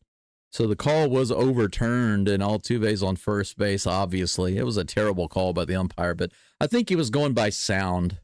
It was a loud pop. I mean, I guess he thought it hit his bat. But Altuve's on for the third time. He's got a double, a walk, and now hit by pitch. Oh, Correa crushes it way up in the air, but playable. Man, if he had straightened that one out, that ball went straight up. Out number 1. Altuve on first base, and Isaac Paredes at the plate in just a moment. Brett says, we sure loved having Ichiro and Sasaki in Seattle. Japanese players are disciplined, and it shows. Absolutely, man. And I like Ichiro. Ken Griffey Jr. too. Of course, he wasn't Japanese, but, you know, back during those days, I didn't have any problems with Seattle. I tried so hard to get a Ken Griffey Jr. rookie card. I got his second-year card, but I liked Griffey. I liked Ichiro. But you have no idea the amount of things that the kids do when they're growing up in the baseball system in Japan. It is serious business here. Serious business.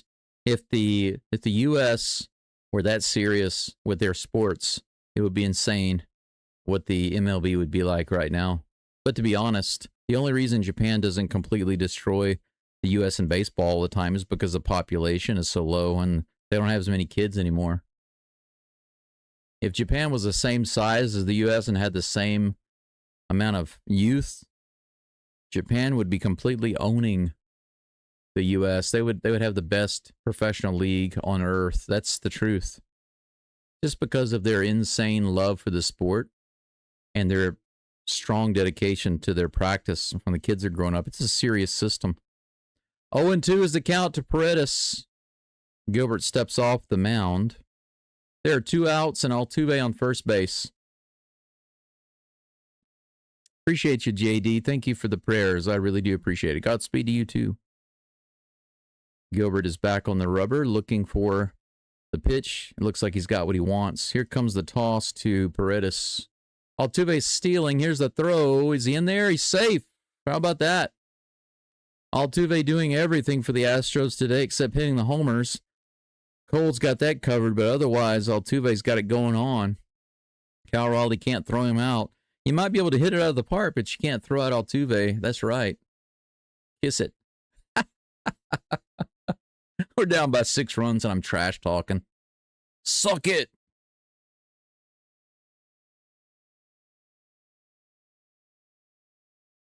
Runner on second. Come on, Paredes. Here's the 1-2 pitch. Nope. Gilbert comes off, fakes the throw. The crowd boos.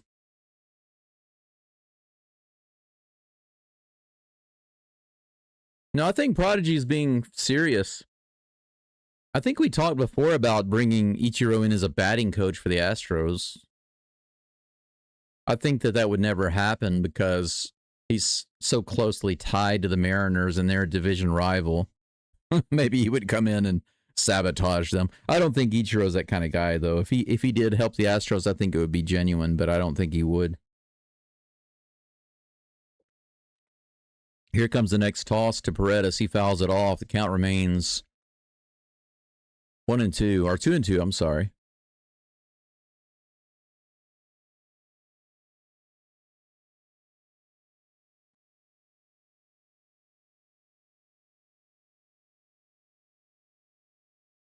Yeah, we've had a few hit batters this series.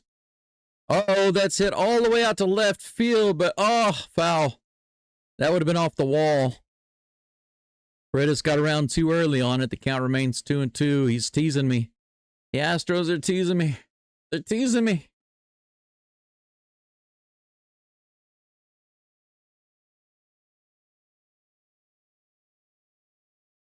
Yep, that's right. Here's the toss.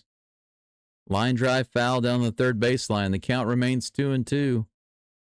Prodigy says, I thought the umpire was going to ring him up for a strike. That's right. Brett says the umpires get worse and worse. They make so much money. They need to do better. I agree. But you know what? They're talking about the automatic strike system coming in next year. After seeing it in the All-Star game, I have to say that I'm all for it. I'm tired of this nonsense. Here's the toss. That's hit high in the air on the right side, left side, I'm sorry. Is it playable? Yes, it is. Easy play for Suarez in foul territory. After all of that battle, it's so disappointing for the Astros to have such a good battle at the plate and then foul out or strike out at the end. You know, it's sad. If that had been a fly out to left field, that would have been so much more acceptable than a foul out. But it is what it is. That's the end of the fifth. Altuve stranded on second base. He's been left on multiple times this game. He's been on 3 times and hasn't been able to score once. The Mariners have 6 lobsters lost in this game. The Astros have 12 lost. The only run on the board came from a Zach King Cole homer to right center field.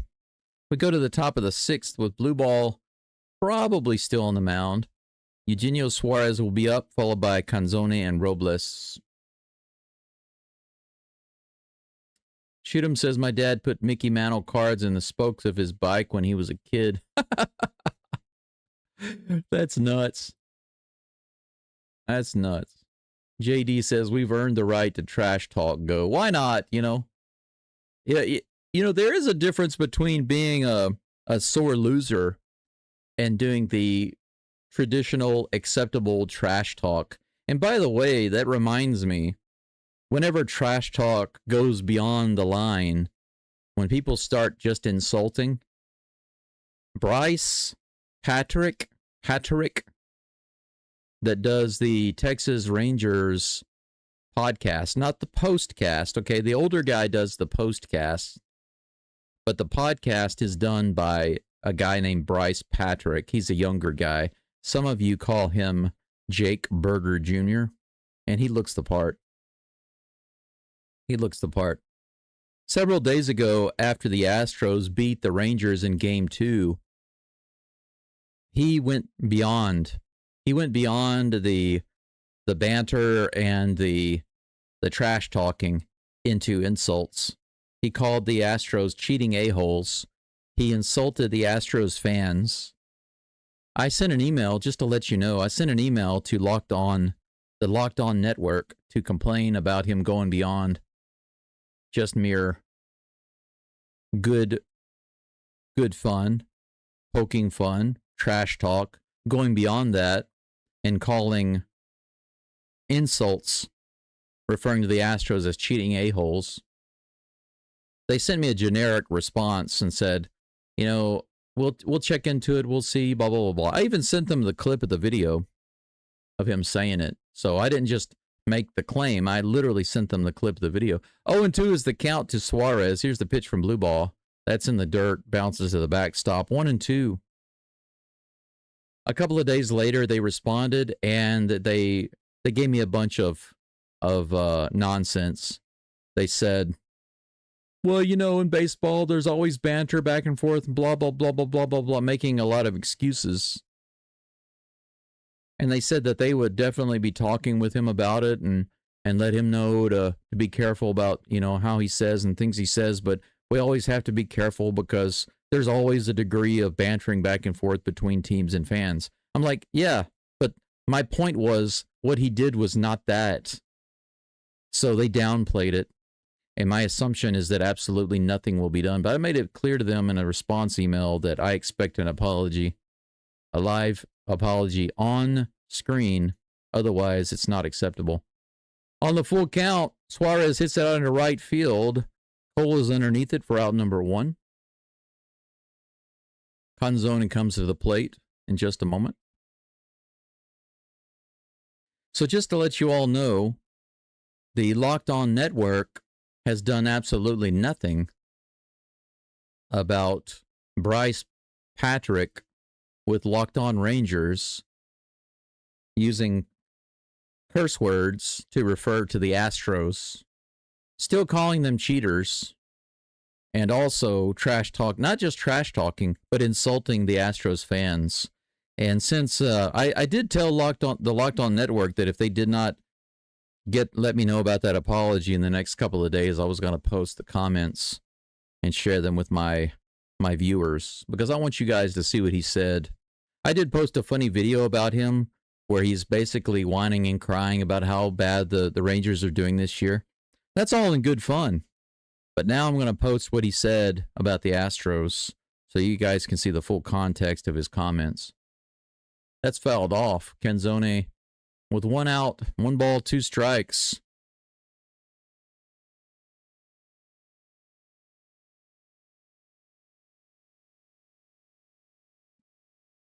Yeah, Brett Griffey, yeah, he was pure swing. Had a beautiful swing, beautiful stance, beautiful swing, just a pure player, natural talent. You're right. Low and outside. Ball 2 on the changeup, 2-2 is the count to Canzone. Blue ball up to 32 pitches right now. 21 in the zone. Here's the toss. Hit down the first base side. Walker takes it himself, and that's out number 2. That'll bring up Victor Robles in just a moment with 2 outs.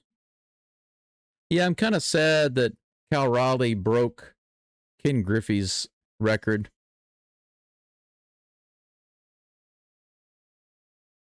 There's nothing wrong with Raleigh, but he just doesn't have the same type of. He just doesn't have the same type of aura that Ken Griffey Jr. had. You know what I'm saying? Do you guys remember when Griffey and Griffey Jr. homered in the same game?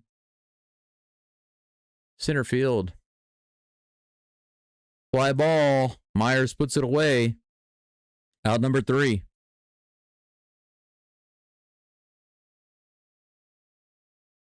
Four straight goose eggs for the Mariners since their big inning in the second.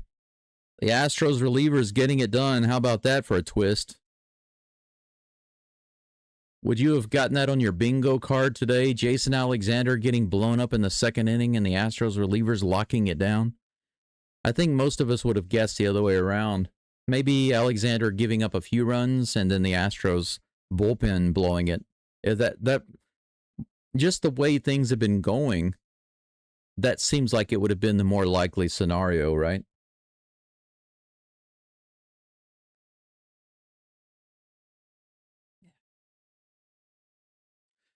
Yeah, Prodigy's right. The Mariners had a team back in the day: A-Rod, Randy Johnson, Felix Hernandez, Buhner, Martinez, and Edgar Martinez. Yeah, but there's some really funny. You can see this on YouTube. You can look it up where there's like with Ken Griffey Jr. and Sr. are in the outfield playing together, and there's a fly ball out there, and Sr. is underneath it, and Jr. comes over to catch it, take the catch away. It's pretty funny to see them in some of the highlights playing together and then homering back to back. I mean, how often do you see that in baseball? That was just really cool stuff, you know. That was just cool stuff to see. Prodigy's right. How many near misses? You know, it's funny because if the Astros had gotten, let's say that just the hits this game that were home run distance, if the Astros had those back, we'd be leading the game right now. I think 9-7. It's crazy. It just shows you. It just goes to show you, you know, how baseball is. You know, you either get it or you don't. There's no almost. You don't get points. There's no gray area, right? You get the points or you don't. That's why they say, for those of you who don't understand the expression, almost only matters in horseshoes and hand grenades. Well, it's very simple to figure out. For those of you who don't understand how horseshoes is played, you don't have to get the horseshoe right on the ringer to get points or win the game. You just have to be closer than the other guy. So even being close can get you something. Hand grenades, you don't have to get the hand grenade right on the enemy to take him out or kill him.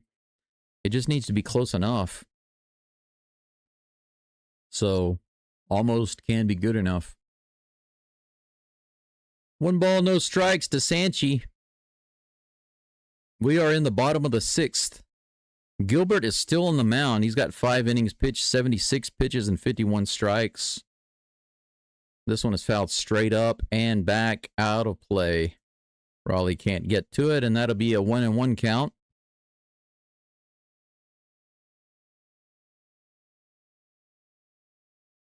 Yeah, and JD, the sad part about that, it's bad enough that the Astros have only scored 5 runs in 3 games, but 4 of those were the grand slam from Pena yesterday.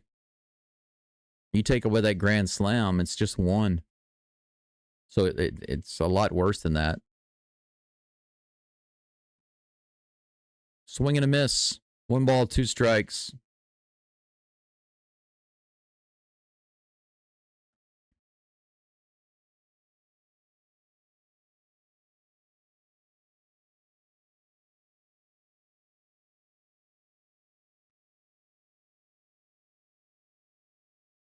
Yeah, that's right. Prodigy mentions Bryce Patrick conveniently omits that Carlos Beltran played for the Rangers and the Yankees before coming to the Astros in 2017. Yeah, he's never going to mention anything like that. And by the way, I'm banned. I'm shadow banned on the Locked On Rangers network because of Bryce. And not because I insulted him. And I didn't even troll him. I just said in the chat, when are you going to apologize for calling the Astros cheating a-holes? And he immediately banned me. That's it out into left field and line drive to Arozarena for out number 1. Sanchez misses out on a single. Christian Walker comes to the plate. He himself has a single today, but as Prodigy pointed out, there was nobody on base, so the Astros didn't benefit from it.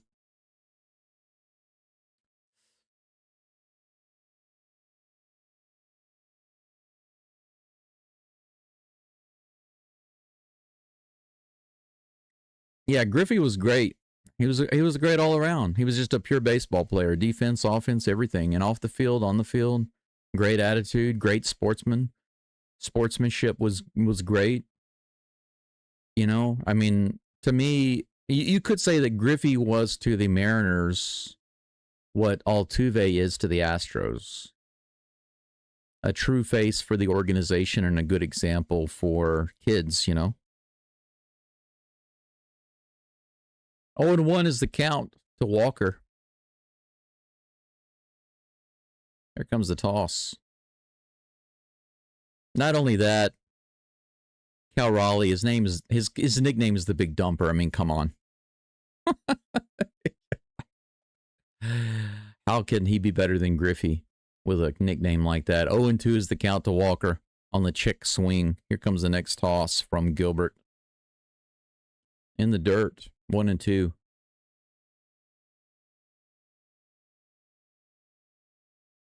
Yeah, that's what I said earlier, Brett. They went back to back in the game. Yeah, I'm not sure if it's the only one, but if it is the only one, I'm not surprised. But if not, it's one of the only few. Very uncommon. Fouled off. Count remains 1-2.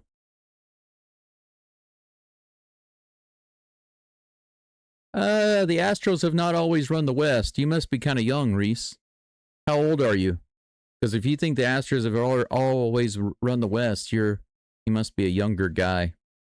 Because the Astros have many years of not running the West. It wasn't until more recently that the Astros started doing that. Swing and a miss. A strikeout for Walker. He adds to his collection of Ks for the year. You know, if I wanted to be really cheeky, I could go to an Astros game and bring a bunch of Ks to hang. But instead of hanging them for the pitcher, I could hang them for Walker. Would that be too cheeky? I bet you they'd show it on TV. Here's a pitch to Diaz, who's at the plate with 2 outs, nobody on. Curveball fouls it away. 0-1. Prodigy says the Astros also won more games on the road in 2017 than they did at home. Won 2 games the World Series at Dodger Stadium. Yep, that's right. That's the thing they say, oh, the Astros wanted to beat them if it weren't for cheating. Well, they did own them in L.A., you know, so just saying. What was the excuse there? That's the one thing that they turn a blind eye to, right? Another foul ball by Diaz, this time on the third base side, and is 0-2 with 2 outs. Somebody referred to Josh Naylor as the big grumper. Here's 0-2 pitch. In the dirt and outside. Gilbert likes to throw those curveballs outside and in the dirt. Not competitive for anybody. Not even Diaz. Come on, Diaz is a chaser, but he's not quite that bad. Give him a little credit. 1 ball, 2 strikes. Come on, Gilbert. Don't disrespect Diaz that much. A little disrespect is okay, but not that much. That's better. He throws it in the dirt right at the plate. Diaz does go after that one, but he fouls it off. That's the level of disrespect I'm talking about right there. Throw the curveball in the dirt if you wish. but not 5 feet outside the zone. Throw it in the dirt on the plate. That's the appropriate level of disrespect. Timeout called by Raleigh. What's the point here? Hey, listen, we're down. We're up by 6 runs with 2 outs and a 1-2 count against Yainer Diaz. Let's work this out right now so that this inning doesn't get blown up. Is this really necessary? Does it really matter what he throws right now? 1 ball and 2 strikes against Yainer Diaz with 2 outs in the 6th inning, and they're up by 6 runs. Nobody on base, and they want to talk on the mound. What could they possibly need to talk about right now?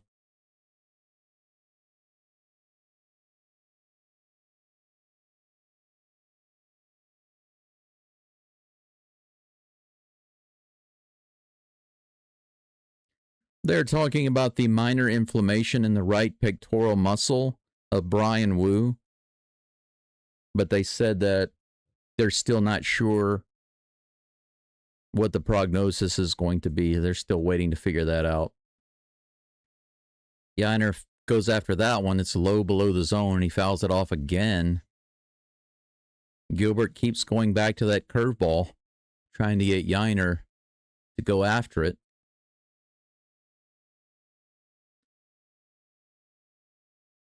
Got a little bit of bullpen action going out there. Here's the next pitch to Diaz. He goes after that curveball again and grounds out to the shortstop. Yainer could have walked if he had just taken all those pitches because there was nothing in the zone. Everything he fouled off was below the zone. There was not a single strike in the zone. 100% of everything he swung at was either low and outside or below the zone. Just because you can foul it off doesn't mean you should be swinging at it. But whatever. That's out number 3. And we are done with 6 innings of baseball. 7 hits for the Mariners, all in the 2nd inning, believe it or not. 3 hits for the Astros. But the score is 7-1. Down by 6 and 3 more innings to work out some kind of strategy to come back and win this game.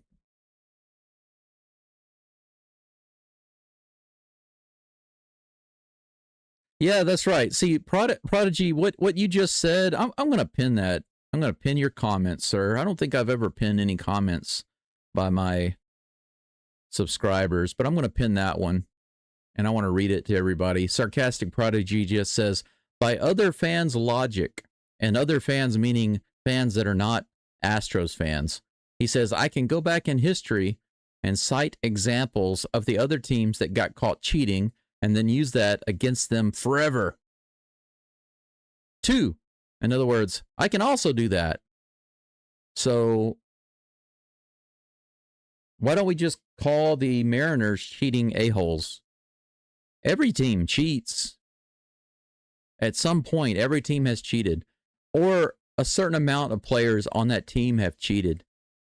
To call the Astros cheaters, now even if it's 2018, okay, let's imagine it's 2018, and the cheating scandal is really just it's really blowing up. Calling all of the Astros cheaters still doesn't make any sense because not all of them were cheating. Altuve still gets grief every single time he comes to the plate. I guarantee you that 98% of the people who are booing Altuve don't even know why they're booing Altuve. If you ask them, they'll say, well, he's a cheater. Really? Describe to me how he cheated. And they have no answer because they have no idea about how Altuve cheated. They might say, well, there's the trash can thing. Okay.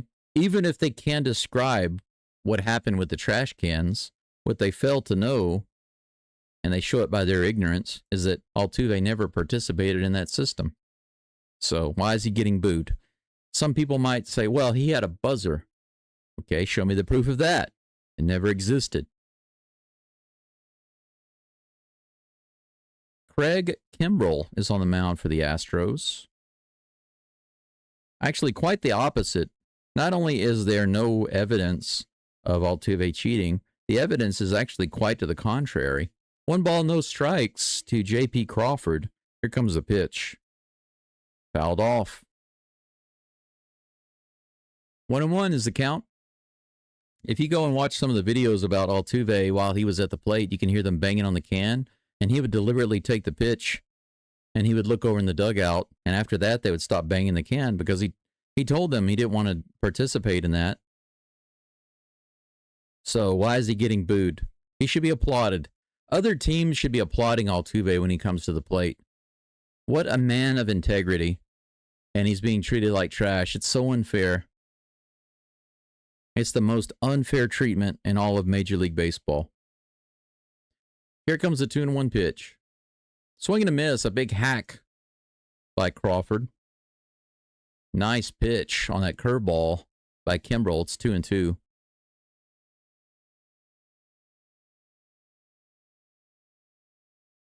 Sarcastic Prodigy mentions aroids. That's right. Hypocritically calling for the Astros to vacate their title. He forgets when he was suspended for being on steroids while winning the World Series in 2009. Yep. Swing and a miss. In the top of the zone. Nice toss. Craig Kimbrell picks up the strikeout. 1 down here in the top of the 7th.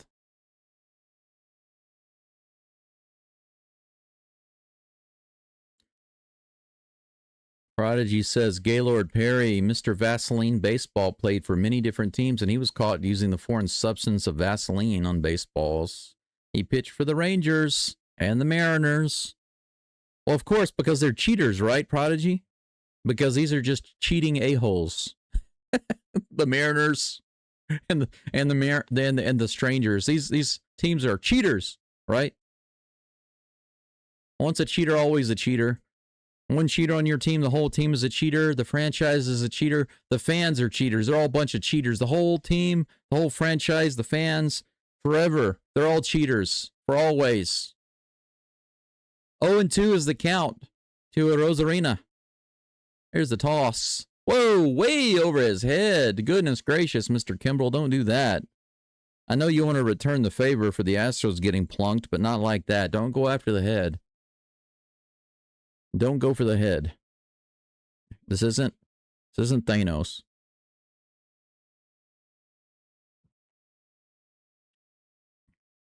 One ball, 2 strikes, 1 out, nobody on. Here's the toss to Randy Rosarena. 95 miles an hour outside, 2-2.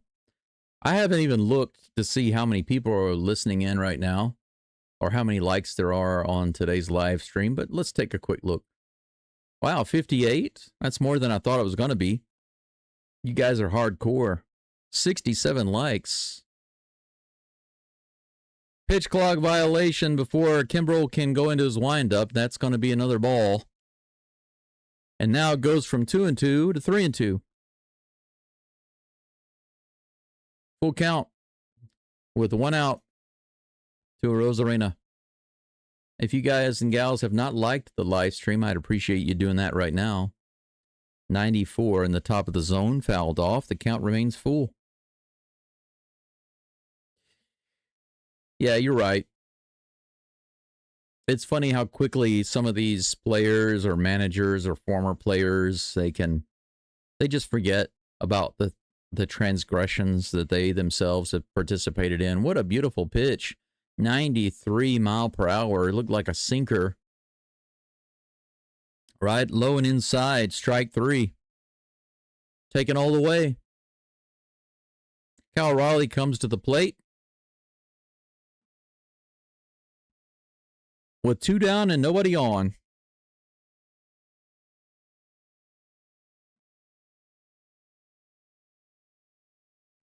Yeah, Prodigy is dropping some more truth bombs in the chat about the cheaters. Half swing, strike 1 on the Swiffer to Raleigh. That's an 0-1 count. 1988, the Dodgers, Steve Howe suspended in the NLCS against the Mets for doctoring the baseball. Wilton Guerrero of the Dodgers got caught with a corked bat. It's because they're cheaters. Once a cheater, always a cheater, right? Lasorda had Don Sutton using sandpaper to scratch the baseballs and change the movement on the baseball. And Tommy Lasorda is a respected manager, too. That's the thing. The Astros were set up as an example. They were like a sacrifice on the altar for the MLB. 1 ball, 2 strikes to Cal Raleigh. The crowd is actually cheering a little bit, looking for that strikeout. Good for you guys. You're not dead yet.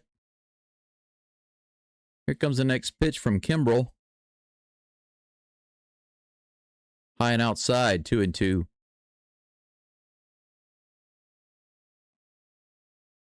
This is actually quite a relaxing game right now. If the Astros start to score some runs and get back in it, it's going to become a little stressful, isn't it? Because we expect them to have a chance to win. Ooh, following inside. Almost got him on the ankles. On the Swiffer. 3 balls and 2 strikes with 2 outs. Don't lose him.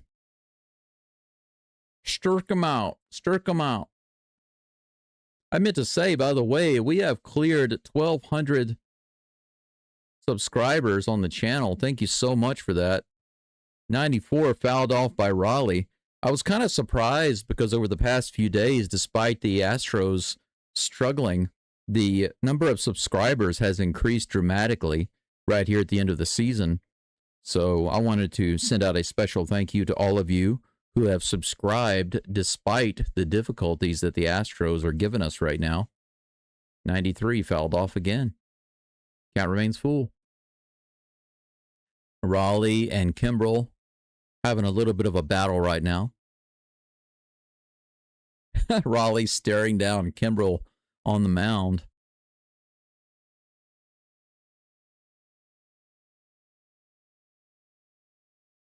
Here comes the full count pitch again. 92 hits it straight up, and it's going to float out of play again. Too many ducks going on right now. A lot of fouls.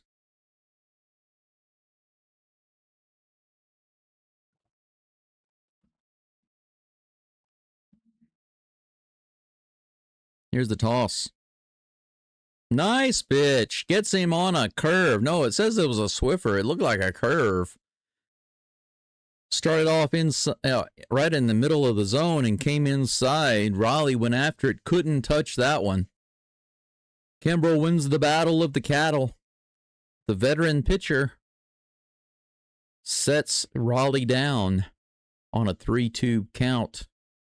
Another clean inning for the Astros. How about that? This is amazing, guys. We're actually seeing a phenomenal performance by the Astros relievers right now. I mean, there's a silver lining to everything. Alexander had a great first inning, got destroyed in the second inning, and that was it for him. The third, the fourth, the fifth, the sixth, and the seventh.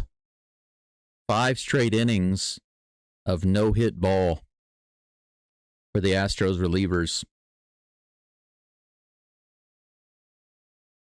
How about that?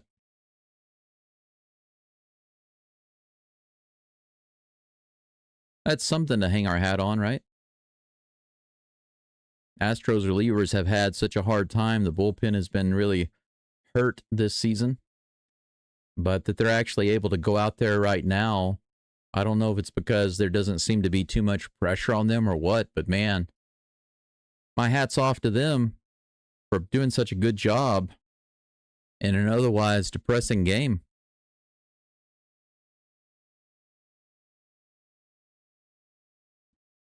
Prodigy, they've been doing that for a while now. Prodigy asks why are the umpires now checking the pitcher's gloves before they leave the field on each team? Well, they've been doing that. I don't know when they started it, but they've been doing it now for a while. I don't know if they started it last year or the year before or when they started that, but they've been doing it for a while now. Maybe I can find out online.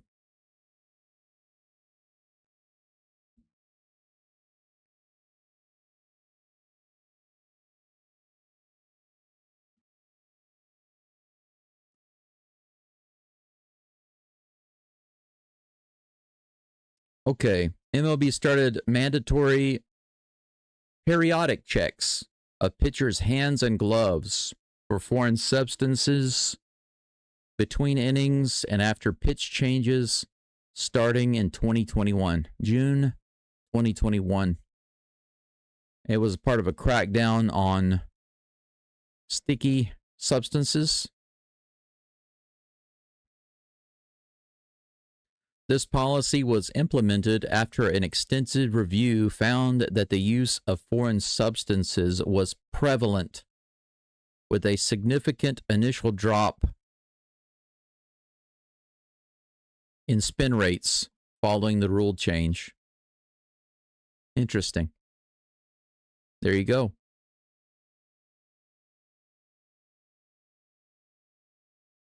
Yeah, 2021 is when it started, in June of 2021. But they said that there was an immediate drop in spin rate because the use of foreign substances and sticky substances was prevalent. That means that the majority of pitchers were using something to improve their results. So, there you go.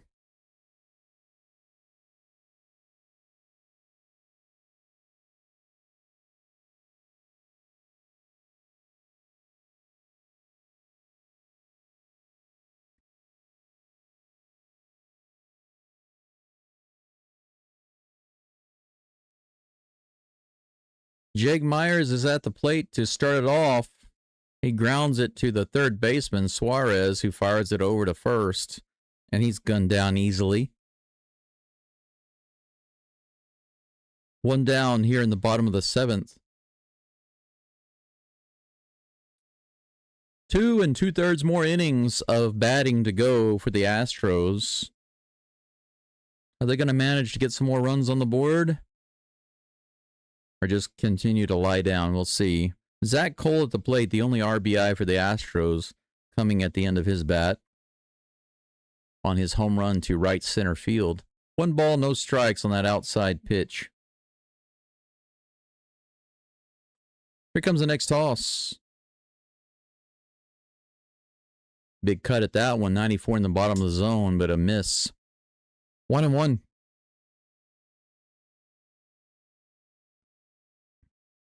Caleb Ferguson is on the mound now for the Mariners. That's hit right through the middle. Second hit of the day for Mr. Cole. He's got himself a single. Right up the middle.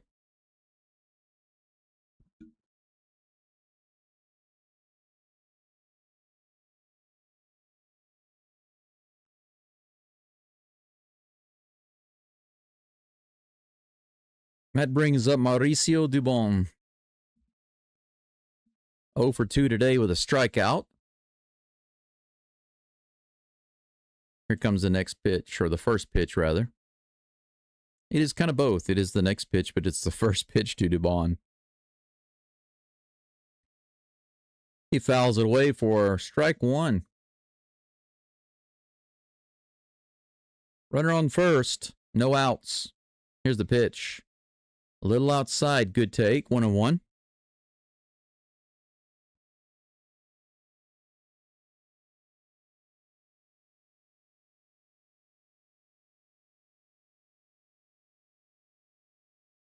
One ball, one strike to Doobie. Here comes the toss. Nice line drive single into left field for Doobie. Good stroke on that 82-mile-per-hour slider right down the middle of the plate. Right in the center. Can't miss those. Runners on first and second. And that brings up my hero, Jose Altuve. Yeah, that was just a little inside, but right down the pipe. Good speed, good placement for the hitter, that's for sure. Altuve has been hit by pitch, worked a walk, hit a double. He's been on base every time today. Now he's got 2 runners on with no outs. Here's the first pitch from Ferguson. He bunts it off of himself. That'll be a foul ball.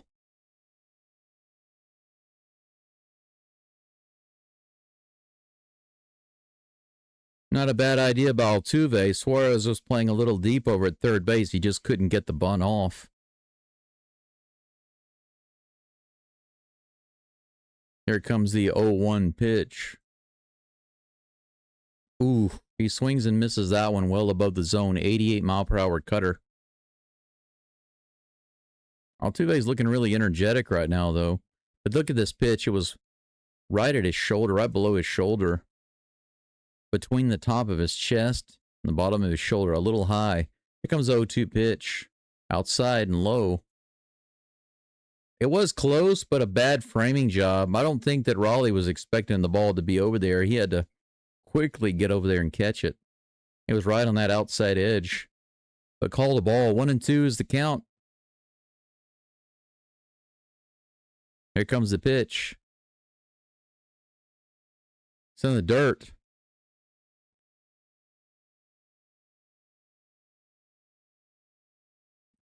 Runners advance. Altuve had a check swing there. They say he did not go around, and it was not a foul ball. Wow, that was close. Altuve got lucky there.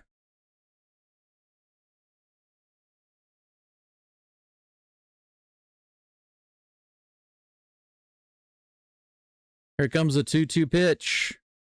High. 3-2.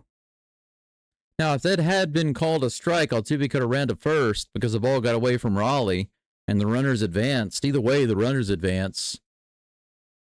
But if Altuve had struck out there, he could have ran to first base and we'd have bases loaded. But right now, we have a full count with 2 runners in scoring position. The crowd is pretty pumped right now. Let's see if we can get something on the board right here. Line drive to right field, and it's going to be down. Altuve drives in some runs. Cole gets home. 7-2. Altuve winds up delivering for the Astros again.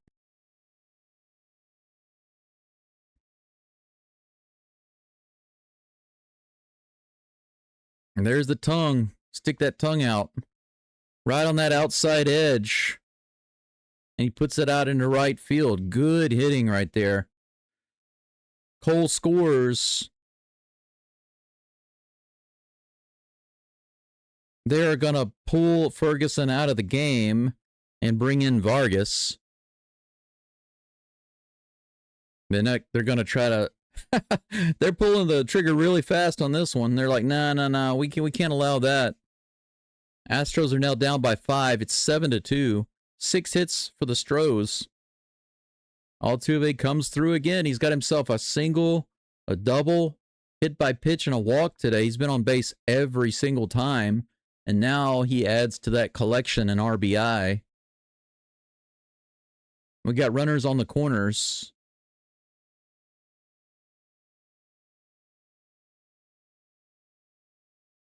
Might be a big inning. It's already a big inning for the Astros. To get any runs in the inning is a big inning, right? Yeah, firecracker indeed. Firecracker indeed.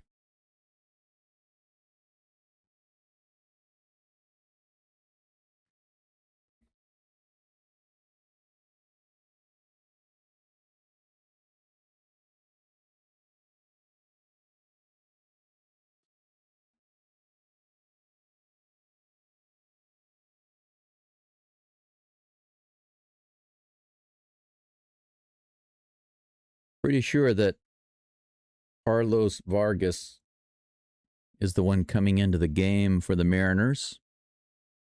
That's who appeared to be coming out of the bullpen, but we'll see shortly.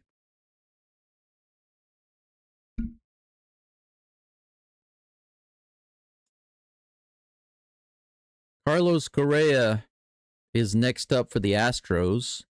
Isaac Paredes is on deck, and Jesus Sanchez in the hole.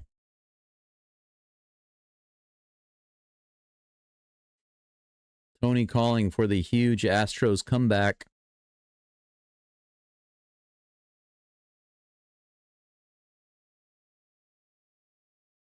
Correa's at the plate. Carlos Vargas on the mound. The first pitch, 99 right in there, and he fouls it off on the first base side. It flies off into the crowd. 0-1 is the count.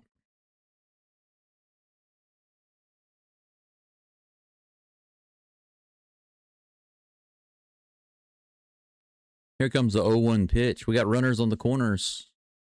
1 out. Outside and low. 1 ball, 1 strike. 0 for 3 is Correa today. Now's the time to start hitting the ball. Here's the pitch. He grounds that one straight to the shortstop. It looks like it's going to be a double play, and it is. He ends the inning with 1 hit.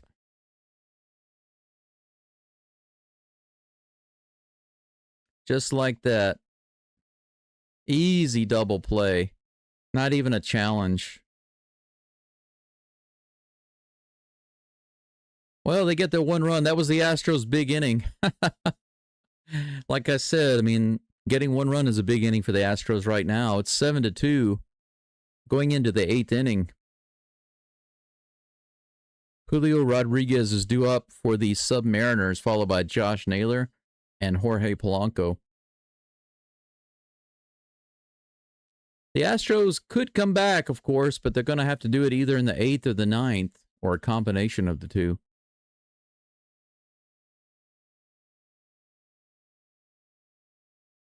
I'm going to go in here right quick and give myself a little relief, if you know what I'm saying. Be right back. Go Stros.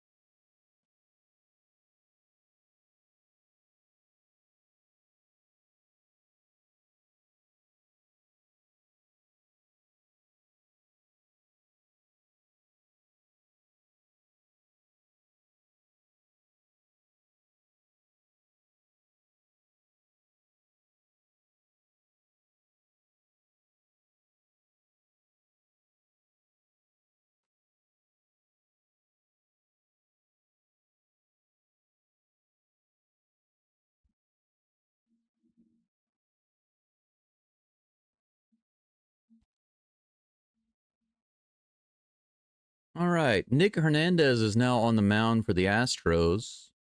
He's facing Julio Rodriguez. That first pitch is taken for strike 1.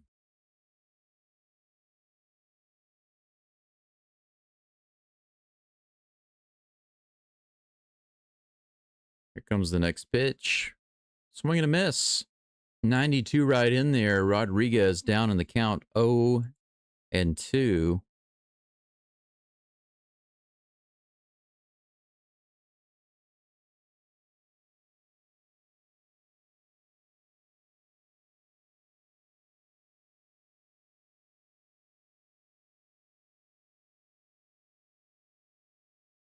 Top of the 8th. 7-2. Submariners. Outside. 1 ball, 2 strikes on the splitter to Julio. Julio. For anybody still sticking around, you are hardcore. Here's the pitch. High and outside. The slider missing. The count is now even, 2-2. 2-2.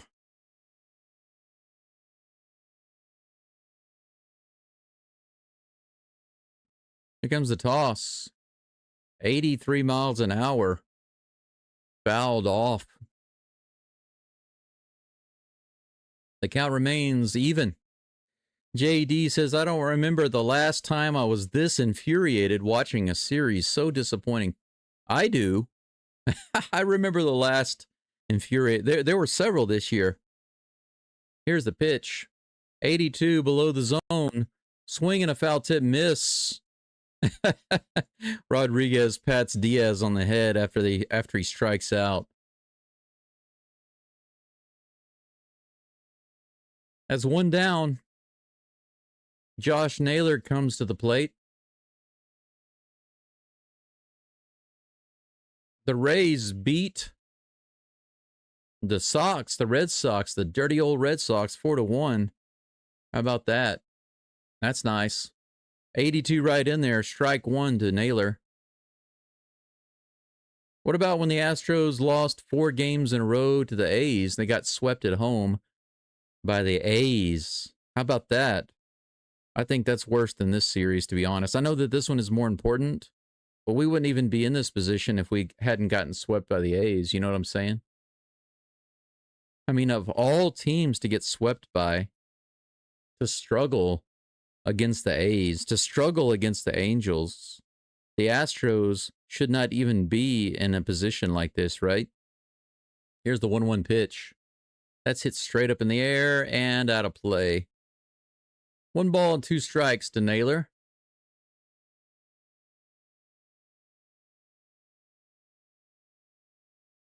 Plenty of opportunities to be frustrated with the Astros play this year, but that's why we really have to be careful not to let it bother us.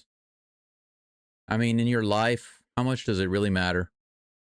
Naylor takes a timeout, steps out of the box, and wanders around. Whew, man.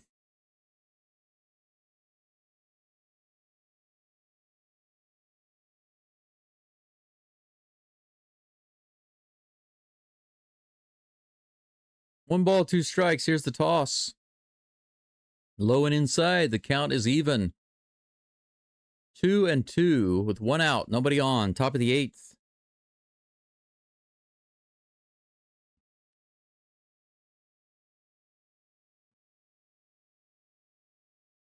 Here comes the next pitch. That's hit hard out into right field. Might be into the gap. It is. It's all the way to the wall. Myers has some trouble grabbing it, but that's going to be a double, easy double for Naylor.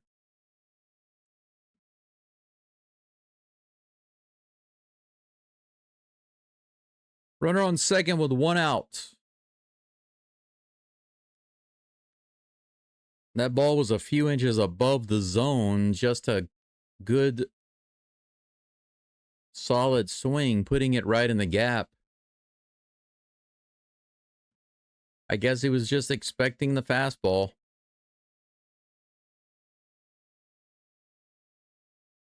Yeah, that's another one, Darlene. There are plenty to choose from.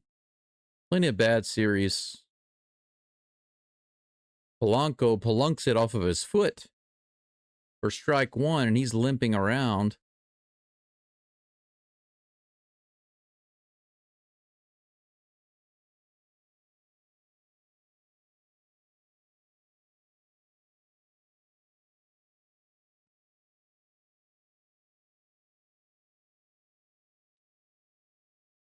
They're out taking a look at it.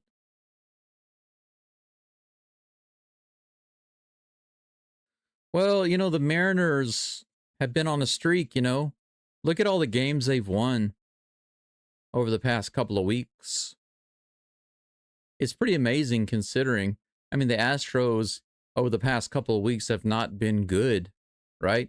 We did have the really awesome series against the Strangers. But other than that, the Astros have been solidly mediocre.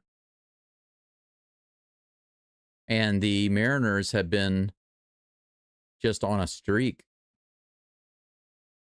It's amazing that the series, or the division rather, is still so close, you know? That's the way I look at it. It's like, how in the world do I wake up every day after seeing the Astros struggle so much and the Mariners coming on so strong? And yet, they're still so close. How is that possible? It's kind of crazy. I mean, even after today's loss, we're still not out of it. And the Mariners are not in the clear just because of a win today. You know what I'm saying?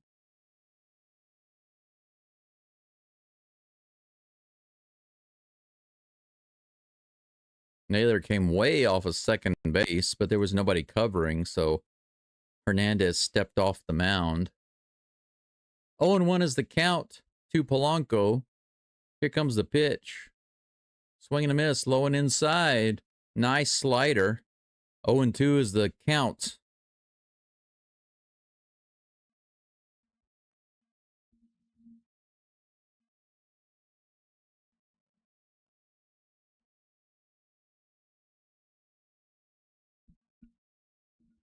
They do throw it to second base.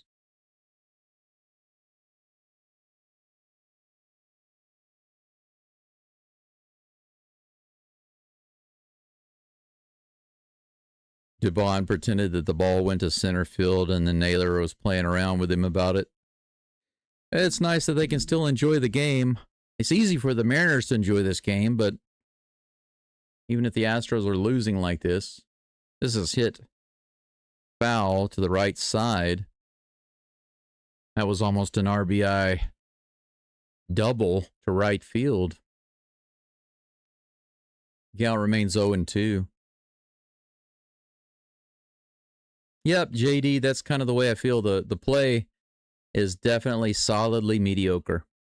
It's like my Chinese student told me a long time ago when I was in China.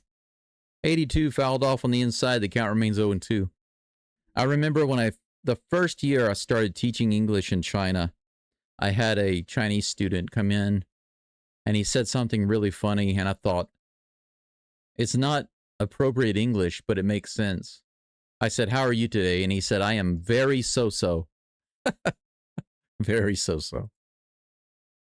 92 in the top of the zone. Fouled off again. The count remains 0-2. But ever since then, I've always kept that expression. Very so-so. Solidly mediocre is similar. Here comes the 0-2 pitch again. This is hit into center field. Myers should be able to play it. He floats back and he grabs it. Naylor will easily be able to tag up and move over to third base. He's pretending like he's going to run.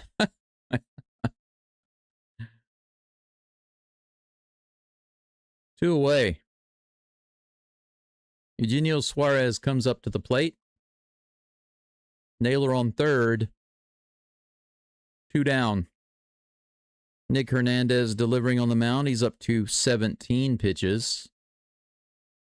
13 of those in the zone. Throwing a lot of strikes. Here comes the pitch. That first pitch is hit high in the air. 92 mile per hour. Fastball right down the middle. Zach Cole comes in and makes the catch in shallow right field, and that's going to be it for the Subs in the 8th inning. Another beautiful inning of relief work. The Astros. Every single reliever getting in on the action. The Mariners finally get another hit on Josh Naylor's double. But that's the first hit that any of the Astros relievers have given up in 5 innings. Still no earned runs for the relievers. Bottom of the 8th coming up. Leading it off will be Isaac Paredes, Jesus Sanchi, and Christian Walker. I would expect Vargas to still be in the game. He only threw 3 pitches last inning.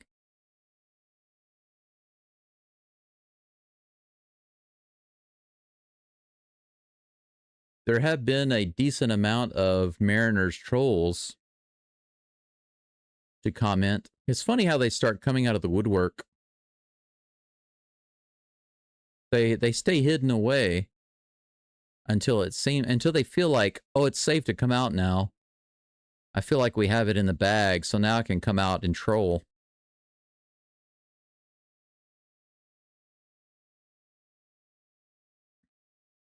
It's interesting how so many comments. I've had to block, I think five Mariners haters.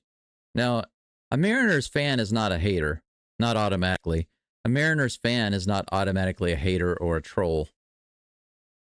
Some are, not all. But it's kind of funny how after they won game 2 against the Astros, they immediately started pouring in the comments on some of my videos. They actually come in on my live videos after the game is over. They didn't even come in during the game. They came in after the game was over and posted comments on my live stream after the game was finished, after the live stream was over, and posted comments, rude comments, trolling the Astros. And I mean, how spineless is that? At least if you're going to troll, just troll no matter what. Troll away. First pitch to Paredes is in there for strike 1. Next pitch on the way, outside, 98 miles an hour, ball 1. Vargas is on the mound for the Mariners. 1-1 is the count. Nobody on here in the bottom of the 8th. Here comes the toss. That's crushed out to left field. It is gone. It's a no-doubter for Isak the ball Paredes. It's 7-3. Carlos Vargas gives up the long ball. A no-doubter to the Crawford boxes for Isak Paredes. Welcome back to the Astros lineup, sir. The train rolls out. How about that? Thank you, Isak, giving us a little extra oomph in this game. The Astros now have 2 homers. Nice pitch on that outside edge, and Paredes just punished it. That's what you get, the back of the box. Jesus Sanchi takes that first pitch. It flies off it's a high pitch off the glove of Raleigh, goes to the back stop and then bounces back and almost hits him. 1 ball, no strikes, no outs, nobody on. Sanchi takes a big swing at it and fouls it off. 97 on the inside, and it's 1-1. Yeah, you're right, Brett. That's the thing. I mean, even that, and I'm not joking. I've banned Astros fans from my channel. Why? Because just rude. 97 up and in, fouled away behind the plate. 1-2 is the count to Sanchi. But you know, that's the thing. It's bad enough to come in here, if you're a fan of another team and you come in here being rude to the Astros subscribers and fans in the chat and being rude to me, that's one thing. But Astros fans coming into the chat and being rude to me and being rude to each other, I'm serious. It happens. That's the sad thing. I think that's a lot sadder than a Mariners fan or another fan coming in here. It's 2-2. Low and inside, full count. I'm not bothered so much by other teams' fans coming in here and saying insults. Of course, they'll get removed, but I'm not going to think about it. It bothers me when Astros fans do, though. Sanchez takes that one at the top of the zone for strike 3. What are you doing? 98 miles an hour at the top of the zone. Sanchez acted like it was going to hit him. He pulls back, but that's right in there. You can see it right here, right at the top of the zone. Tough pitch to hit. Yeah, he's like, yeah, that's a tough one, but it was still a strike, unfortunately. 1 down. Christian Walker at the plate takes another one at the top of the zone, 99 miles an hour, strike 1.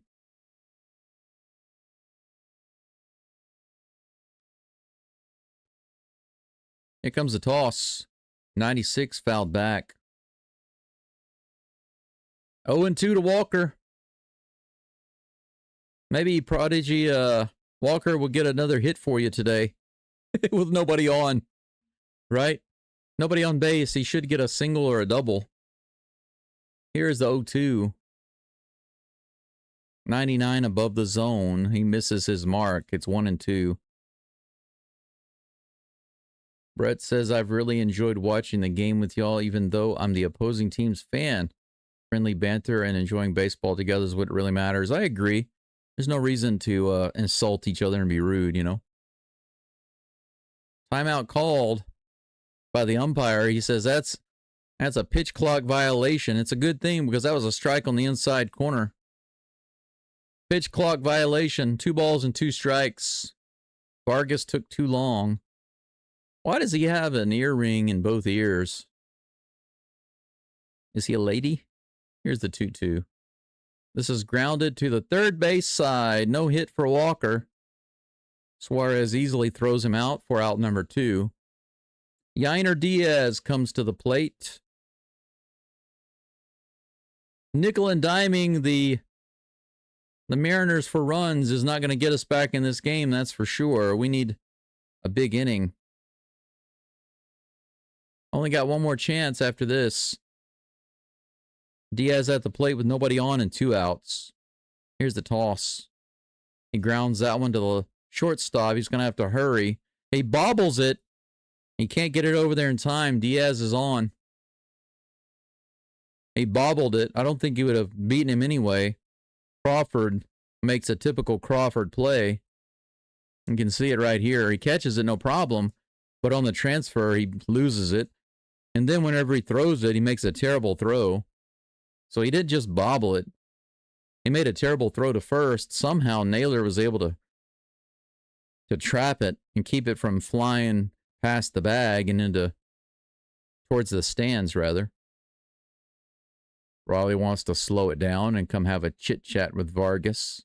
They're probably going to discuss Crawford's terrible play at shortstop. Hey, you know that was not your fault. That was a shortstop. You notice that he's not in with him? Crawford is not there talking with him. That's funny. Yeah, he wants to stay away. He doesn't want to have anything to do with that. If he goes to the mound, they're going to say, what the heck are you doing, man? Bobbling that ball? That was out number 3. What are you doing?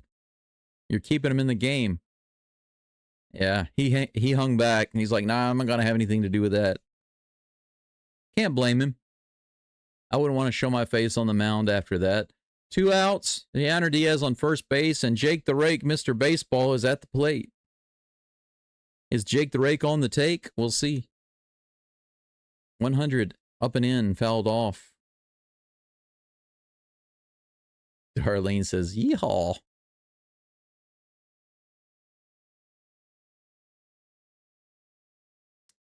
Yep, gotta hope Cleveland keeps losing and Astros need to win. Tigers need to keep losing too. Check swing, they say he didn't go. 1-1 is the count.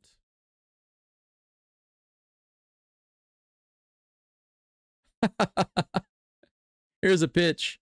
That's hit hard into center field, but it's going to be playable right at Rodriguez. He didn't even really have to move. Nice, solid hit by Myers, but the Astros do not get the benefit of the ball being in the gap. That's out number 3. Get another run on the board, but you know what? 1 run here, one run there. Not enough to bring us back into this game. We go to the top of the 9th. 1 more inning, and then the torture will be over. One of 2 things will happen. The Astros can finally go home and have a sleepless night, or they can go home excited because they were able to come back and win this game. Those are the only 2 outcomes. It is 7-3. 8 hits for the Submariners, 7 for the Stros. 1 error, courtesy of J.P. Crawford. I could have guessed that. Without even seeing who made the error, could have guessed that. No errors for the Astros. How about the lobster count? Let's take a look at that. Marduk, you're right. I'll update that for you right now.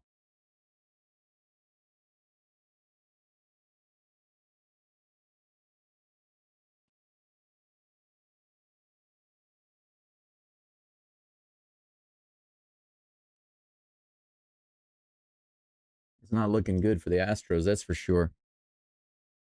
Here's the lobster count so far today through 8 innings. The Submariners have 8, and the Astros have 14. So the Mariners are, they have an incredible lobsters caught to lobsters brought home ratio. 7 runs and 8 lobsters lost. But the Astros have 14 lobsters lost and only 3 runs on the board. That's quite terrible. Brett, I don't know what you're talking about. My impression of J.P. Crawford is that he makes a substantial amount of errors.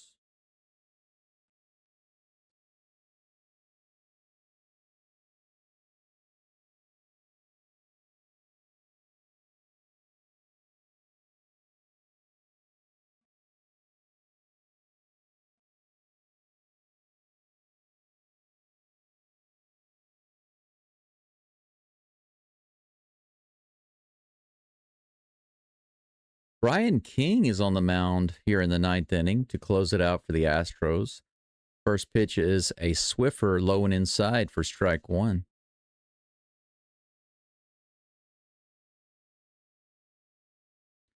Brian King, let me change the picture on the screen. Second pitch is hit straight into the air. Mitch Garver at the plate now. He's batting for Canzone. It's hit over to the right side. Altuve's underneath it and puts it away.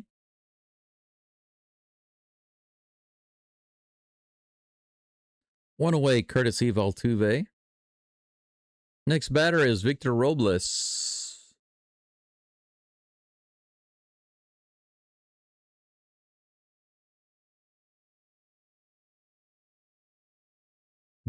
Ellie De La Cruz has the most errors, which is not surprising because he's an error machine. The Swiffer misses for ball 1. What in the world is a Cubs fan doing at this game? Get out of here, boy. Fouled off, low and inside. 1-1 is the count to Robles. Eugenio Suarez, interestingly enough, is number 7 on that list of errors.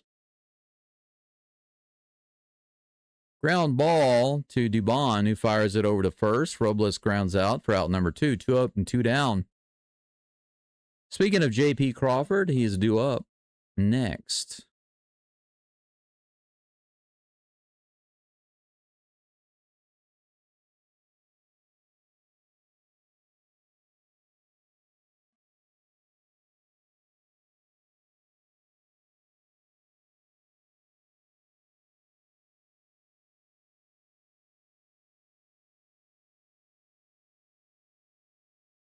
First pitch to Crawford is in there for strike 1.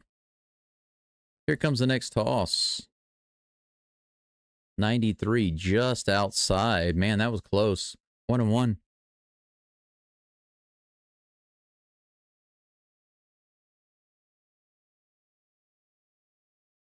Here comes the toss. Nice pitch below the zone. The Swiffer to get the swing and a miss. 1 ball and 2 strikes to Crawford. 2 outs, nobody on. He steps out of the box for a moment.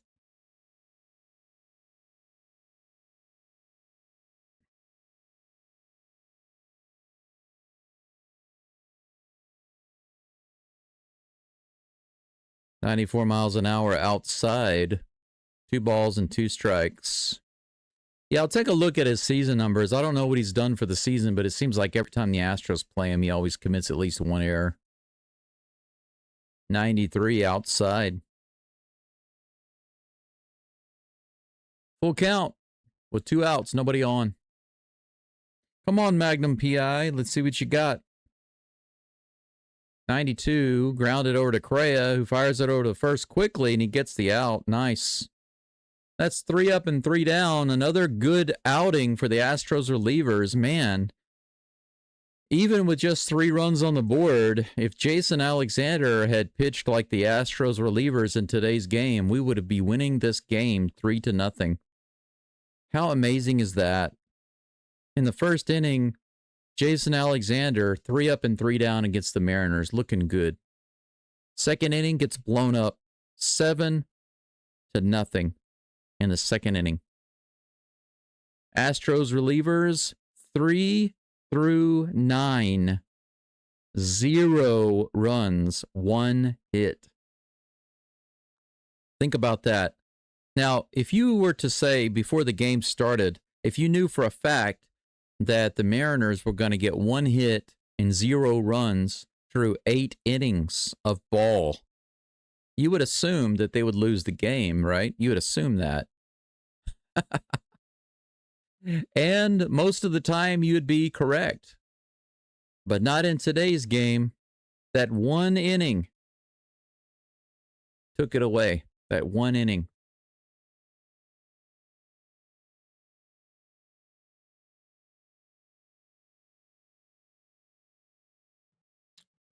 Brett, don't be saucy. I'm not upset at JP. I'm just being honest. He made an error earlier in the series too. Don't be saucy.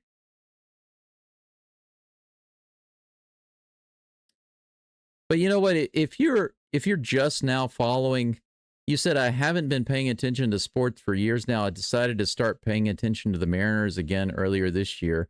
Chose a good year. That's not a very good fan.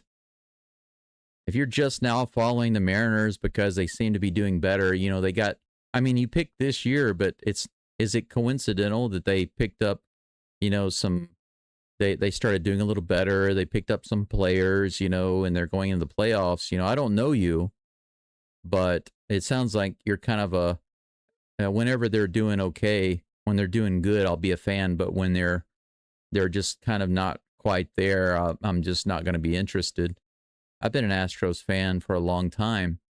Now, I did get out of sports a lot when I left the U.S., but that had nothing to do with the Astros' performance because actually, wow, the very first pitch, Zach Cole goes after it and grounds out, and he runs into the umpire. He looks a little injured on that. That was kind of crazy. Umpire is also kind of limping.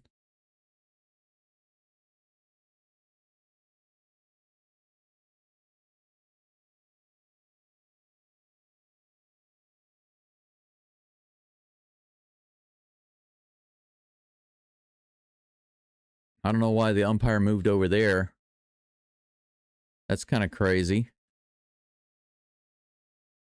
Both of them are kind of shaken up after that, but that's out number 1.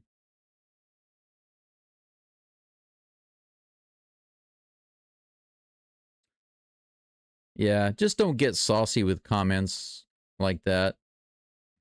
Yeah, I mean, we've had a good conversation so far, so there's no need to toss out stuff like that. I mean, if you listen to the way I'm talking about the game and the players, it's obvious I don't care. I don't hold anything against Crawford. You can go back and look at my other live stream of the games. I say the same thing about Crawford every single game. I always say we can depend on him to make an error. If you think that he doesn't make errors, then you must not follow the team as closely. But then again, I have watched almost every single game and every single pitch of this Astros team the whole year. And every series with the Mariners, I've called it pitch by pitch. So I've seen him play where you haven't. Even though he's your team, I've seen him play a lot. He's made quite a few errors. He's not solid. He's not as solid as he should be at shortstop. 2-1 to Caratini.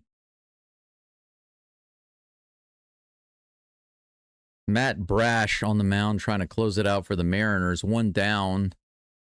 Caratini bloops it to center field, but that's going to be easily playable by Robles. He comes in. No, Rodriguez comes in and takes it away. I'm surprised Robles didn't complain about it.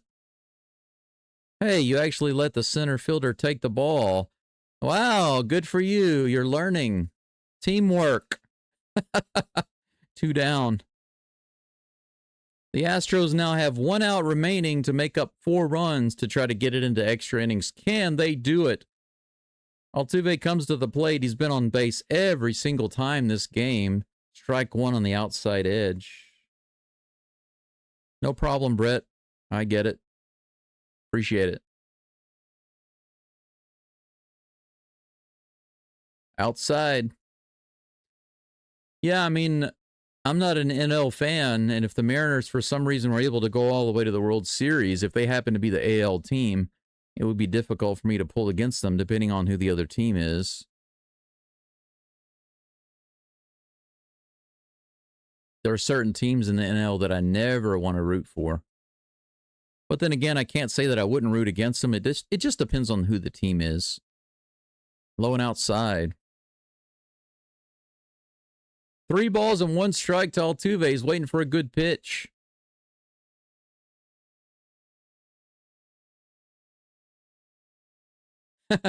Pick at your nose, fans. That's funny. Never heard that before. 2 outs, 3 balls, 1 strike. Here's the pitch from Matt Brash to Altuve. 96 right in there. Once again, we get down to a full count. 2 outs, nobody on, full count. Nothing really riding on this at bat. Not too much for Altuve. Knowing him, though, he probably still believes they can figure out a way to come back. He's waggling the bat. Here's the pitch. He takes it for strike 3. And that's the way the regular season at home will end for the Astros. Looking. He takes the 3-2 pitch right down the middle. And that's going to be the ball game. 7-3. The Mariners have 1 big inning, and that's all they need to beat the Astros 7-3. There's not a whole lot to go over in the scoring summary. I'm not going to spend too much time on that. We'll take a quick look at it just to see how the Astros did, because there are some actual good things and unfortunate things to look at in this game.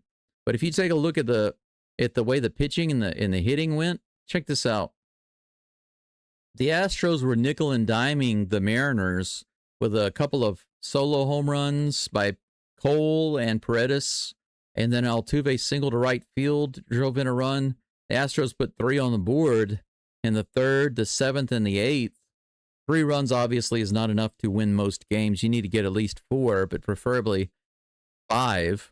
The Astros managed 3, but unfortunately, the big problem was the 2nd inning. A walk, scoring a run with bases loaded, a grand slam, scoring 4 more, another home run, scoring 2 more, just like that. I mean, with 2 swings of the bat, the Astros gave up 6 runs in the same inning. If not for the 2nd inning, this game would have been a win for the Astros. Why is that? Well, let's take a look at the pitching. This is why. Look at this. Jason Alexander pitched 1.1 innings, gave up 7 hits, 7 earned runs, 1 walk, and had 1 strikeout.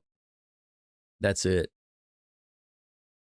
Enyel De Los Santos came in, pitched 1.2 innings, had 1 walk, 1 strikeout, no hits, no runs.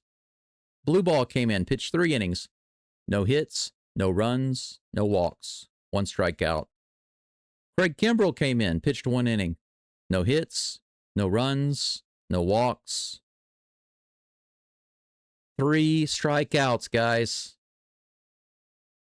Nick Hernandez came in, pitched 1 inning. Gave up a hit, but no runs, no walks. 1 strikeout. Brian King came in the 9th, pitched 1 inning. No hits, no runs, no walks, no strikeouts. Now, do you see what happened here? If you just subtract this 1 bad inning, the Astros completely owned the Mariners on the mound. We had 5 pitchers that gave up 1 hit and no runs. And look at this. 1 walk. 3, 4, 5, 6 strikeouts. So 5 Astros pitchers with 6 strikeouts, 1 walk, 1 hit, no runs. To me, this is amazing. This is absolutely amazing. And one of those is our rookie, Blue Ball. He pitched 3 innings. Had a strikeout, no walks, no runs, no hits. I mean, how amazing is that? So if you look at the score, it doesn't tell the story of this game. All of those in 1 inning, in the 2nd inning. Rusty Gamer with the $5 super chat. Thank you, sir. I appreciate that. He says, swept out of town to go finish the season on the West Coast. That's right. So the Astros can't give their home fans at least a little bit of sun. The dark clouds remain, and they end their home season on a very dark note. But we go out to the West Coast to try to salvage the season. Let's hope they do it.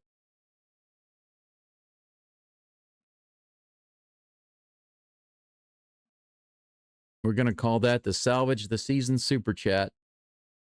Thank you so much, Rusty Gamer. I appreciate that.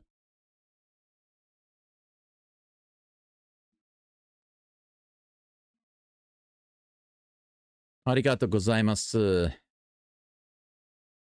Yeah, I can't blame you, Brett. I'd be in the same boat. I'd be nervous too, even if the Astros were up by 4. I'm always nervous even if they're up by 5. I feel like 5 is the minimal.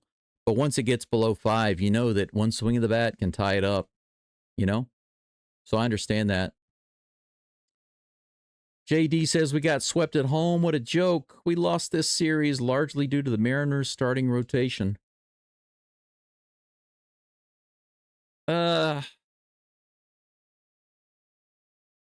Well, we lost today's game not because of the Mariners' rotation. We lost today's game because of Jason Alexander getting blown up in the 2nd inning. That's the reason we lost today's game, because the Astros pitchers otherwise were perfect. And the Astros bats actually did enough to win the game, if not for that big blow-up inning by Alexander. So today can't be blamed on the Mariners' starting rotation, that's for sure. But I will give equal credit. I'll give half the credit to the Mariners pitching and half the credit to the Astros batting being, once again, so inconsistent.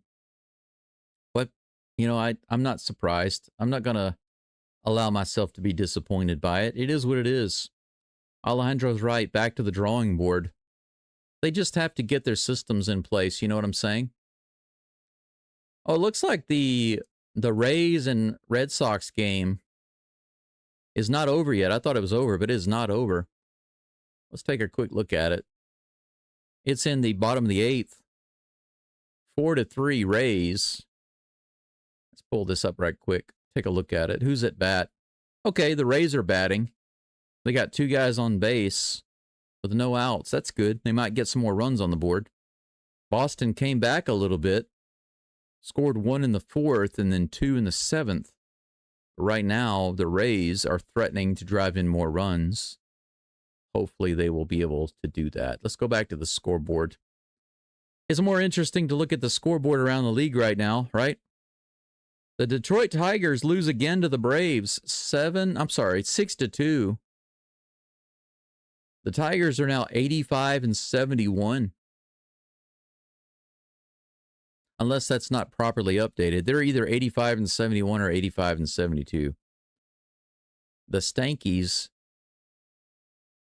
What in the world happened? They played 10 innings and they won 7-1. So are you kidding me? They were tied 1-1 in the 9th inning and then they went into the 7th and the Wankies scored 6 runs. Are you kidding me? That is a bummer. Pirates beat the A's big time. 11-0. Mets failed to beat the Nationals. The Reds beat the Cubs 1-0. That's nice. The Twins defeat the Gardindians 6-2. Nice to see that. The Royals fail against the Blue Jays. The Blue Jays are now up to 90 wins. Cardinals beat the Brewers. And the Strangers fall again. They are down to 79 and 77. So being an Astros fan this year is hard enough. But imagine being a Strangers fan. But you know what? Bryce Patrick, if you're listening, which I'm sure he's not, you deserve what you get. Karma, baby. This is what you get for being a negative Nancy. Insulting the Astros and their fans. Forget you and your team. I feel bad for the good Rangers fans that have some respect for other people and other teams, but you have no respect for anybody, so you deserve this result for the Rangers. If the Rangers win no games for the rest of the year, Bryce Patrick deserves it. Until he apologizes on screen, I will not accept anything he says. Rockies beat the Angels. Hey, the Giants pulled one out against the draft Dodgers, 3-1. Kind of surprised, though, to see this. The Diamondbacks beat the Phillies 9-2. Wow. Did you guys see this score? Let's pretend not to see that one. But the Astros right now are at 84 and 72, or is that different? Let's look at the standings. 84 and 72.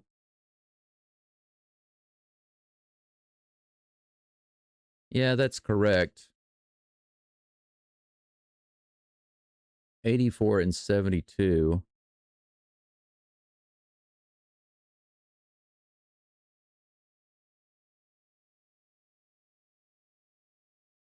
Same as the Gardindians, 84 and 72. Same record. You know what? We're half a game behind the Tigers. I think. Tigers are 85 and 71. We're tied right now with the Gardindians. So we're not out of it. 3 games back of the Mariners. That's no good. But we still got 2 more series to go, and anything can happen. Maybe the Mariners will cool off. You never know. It's baseball. Baseball will baseball. You know what I'm saying?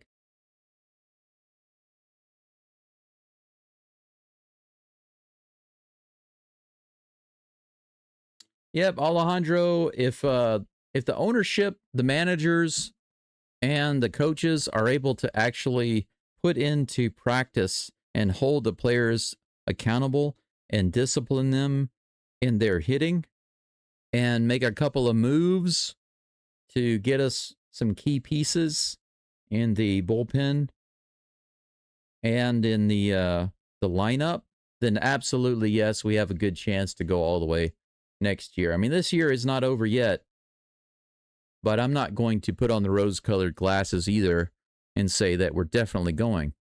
I just believe that, you know, this team from day to day is a coin toss, so they could destroy the Angels and the A's in every single game for the rest of the season and go into the playoffs no problem. You never know with this team. We'll see when it happens. Alejandro says all falls down to coaching and our medical staff as well as how they manage the players, batters, field. Yep, I agree. Now, it's a combination. It's 50% on the players, you know, executing the plan. But 50% of it is on the managers and the coaches to have the right plan, to integrate the plan, to get everybody to buy into the plan, to discipline them and hold them accountable to the plan. So assuming that the method is good, the implementation is carried out, the accountability and the discipline is carried out, and then the players adhere to it when they're in the game, not just for the game, but also for every at-bat and every pitch, then yes, absolutely, we have a much better chance of getting through it next year. Now, why not this year? Well, because getting that plan into place and having the players, and not just a plan, but getting the right plan into place off the field and having the players adhere to that and actually follow it and implement it and be successful in it, the chances of that happening right now are not so good. I mean, think about it this way. If you're a business, and the Astros are a business, you know, this is a business. More than anything else, the Houston Astros are a business. But let's just think of a different type of business. Like a shoe company. If you have a shoe company that's been struggling all year and you're getting into the last quarter of the year and you want your company to turn around, it's been struggling. Sometimes success and sales go up and sometimes they go down, and overall you're struggling and you're neck and neck with your main competitors, and you're trying to battle against having a down year. And you realize that what you have to do before the end of the year is completely overhaul some of your systems, or you have to look more closely at your systems. Then obviously that's from the ownership down through the managers, down through the workers. Okay, you can look at it the same way as a baseball team. You got your CEO, you got your managers and supervisors and team leaders, and then you have your main workers that actually do the job. You can't put most of the blame or the finger pointing. You can't do most of the finger pointing at the workers. You can only give them 50% of the responsibility. The actual systems, the processes, the enforcement, and the discipline, those strategies, all of these things come from the managers and the owners, not from the players. It's no different from a business to a baseball team business. It's the same. So you could be the type of owner that comes into your company and things seem to be going pretty well. So you become kind of hands off. You're like, my managers and my workers, they just naturally do a good job, so I'm just going to let them go. But then they start to struggle a little bit. So maybe in 2024, your business doesn't run so well and you just have a mediocre season. And at the end of the year, your sales and your performance is kind of flat, and it's about equal with the other competitors. And a few other teams or a few other companies do better than you, and they outsell you, and they take the top few spots, right? They take the top 4 spots, the top 6 spots. But, you come in as the 7th best, maybe the 7th best company for the year.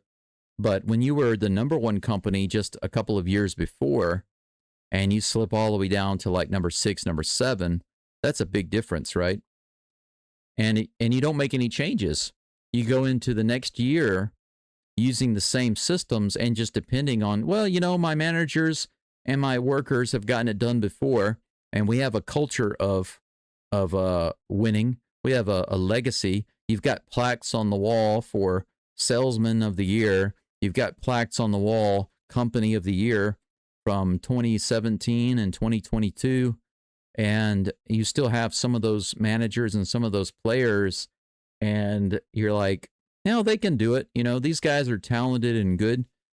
If you don't actually address the issues that are happening in a timely fashion, then you're not going to see any good results quickly.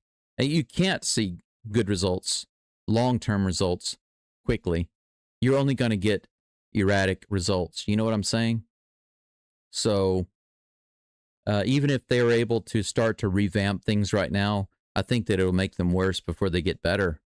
Unless they just, there's like maybe a less than 1% chance that they can just suddenly everybody click and get on the right page, and that page happens to be the right strategy. What are the chances of that?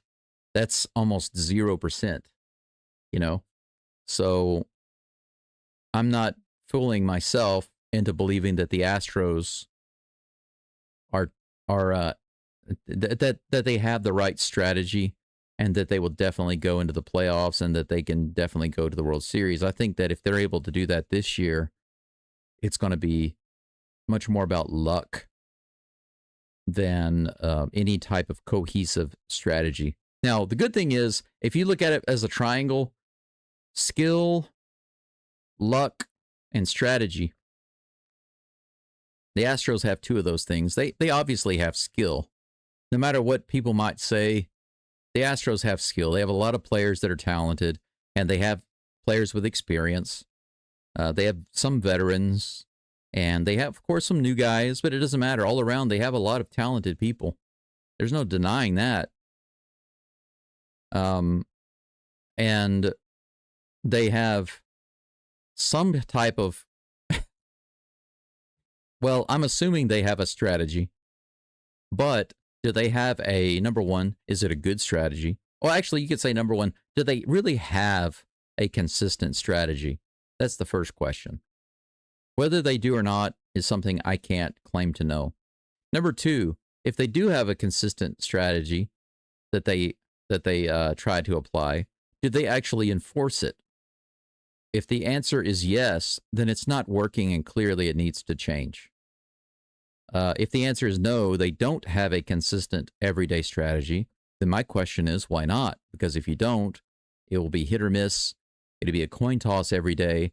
And that's what I actually believe is the situation. I don't believe that the Astros have a consistent strategy that they are adhering to, or they're just not implementing it and holding everybody accountable to sticking to that strategy. Because in the past, they obviously did have a strategy that worked, right?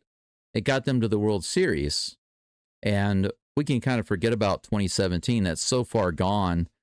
And there are a lot of players that are not part of that team anymore, and coaches that are not part of that team. True, it's part of their history, but just over the past 3 years or so, we can look at that as more of an example of how things have changed so much. Because in 2022, World Series champs, completely undenied, heavily favored, unmatched in the entire MLB. They were clearly the favorites. They clearly won. It was solid victory. Nobody doubts that. And then they start to have some cracks show after that. And by 2024, they become mediocre. They limp to a wild card game and get knocked out by a team that had a lot of young talent, but no playoff experience really. No veterans really, as far as team, players are concerned. And they knock out an Astros team that should have been far better than what they were. But they had been leaning on their, I guess you could say, their skill and their experience. But where was the strategy? Where was the discipline? Where was the accountability? It had started to become a thing of the past, and they got away from that. It continued this year. And you can tell, I think, you look at, Fromber had some issues before, but I think Fromber is kind of just a really good example of the larger issues that the Astros have had this year with discipline and accountability. And I'm just stating my opinion. That's the way I view it. You might not, but that's what I see it as. Hopefully they will address those issues and we will see a better year next year, like you were saying, Alejandro. But like you said, that's right. It is baseball at the end of the day. Yep, and you're also right. Just like I said, who knows? We might go undefeated from now to the end of the year. Nothing would surprise me. The Astros could go 500 for the rest of the year, or they could win out every single game, or they could lose every single game, and none of those would surprise me. None of those would surprise me. But at least the Strangers are losing like crazy right now, so we can celebrate that.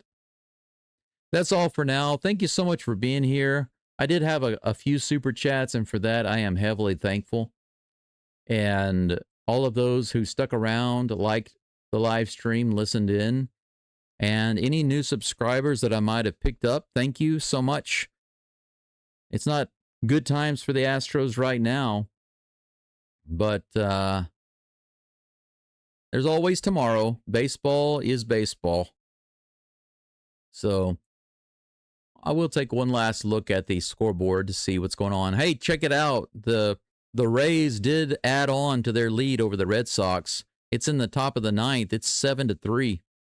So that's good. The Red Sox are down by 4, and they only have one more opportunity at the plate coming up in the bottom of the ninth. So that's good. That's a good result right there. Red Sox should be moving down 85 and 71. So some of these teams are losing. That's helping the Astros kind of stay in it. So we can keep our fingers crossed, right? Yeah, I meant to show that on the screen. There you go. The Rays winning 7-3 in the bottom of the ninth. Next game coming up. I forgot to mention that. Let's go down here and click on the Astros so we can take a look at their next game, their next series. Astros are going to take a day off tomorrow. It's much needed, and they're going to be over in that old strange ballpark. What's the name of that ballpark again? I can't remember.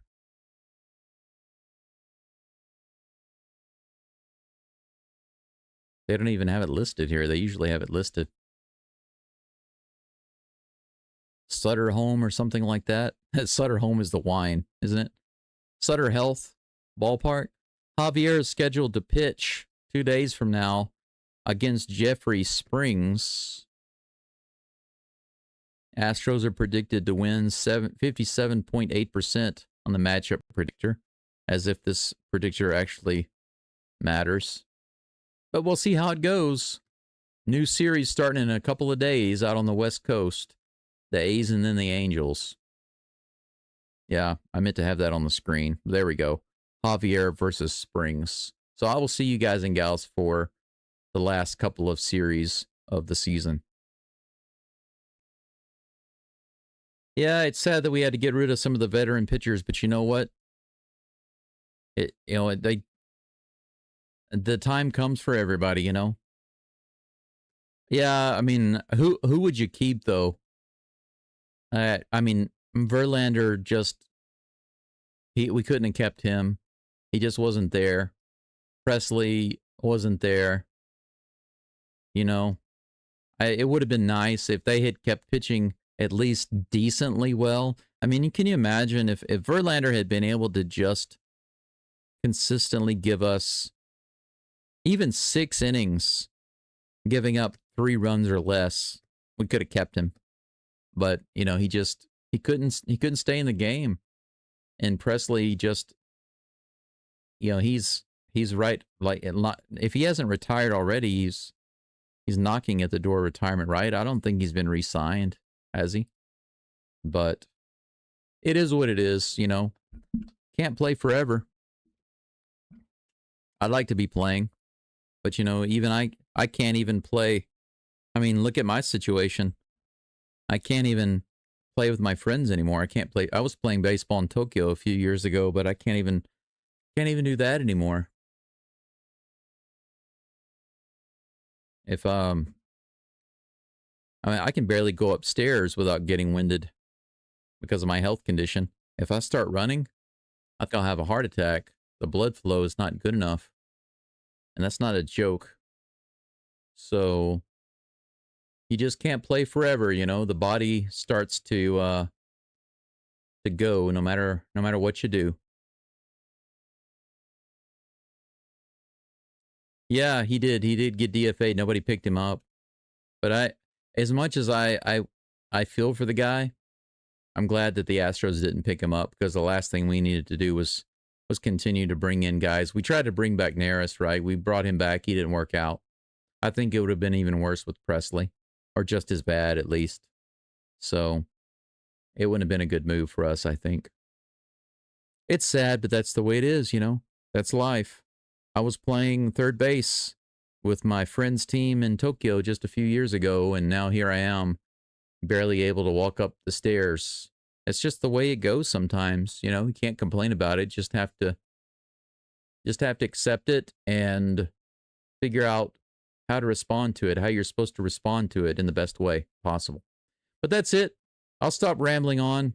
Thank you, Alejandro. Thank you, everybody else, again for being here. I'll see you again in a couple of days. Gonna enjoy the day off and try to get some stuff done around the house here. It's starting to get cooler, so I need to do some insulating.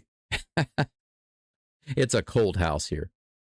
But until the day after tomorrow, Go Stros, and I will see you then. Bye-bye, everyone.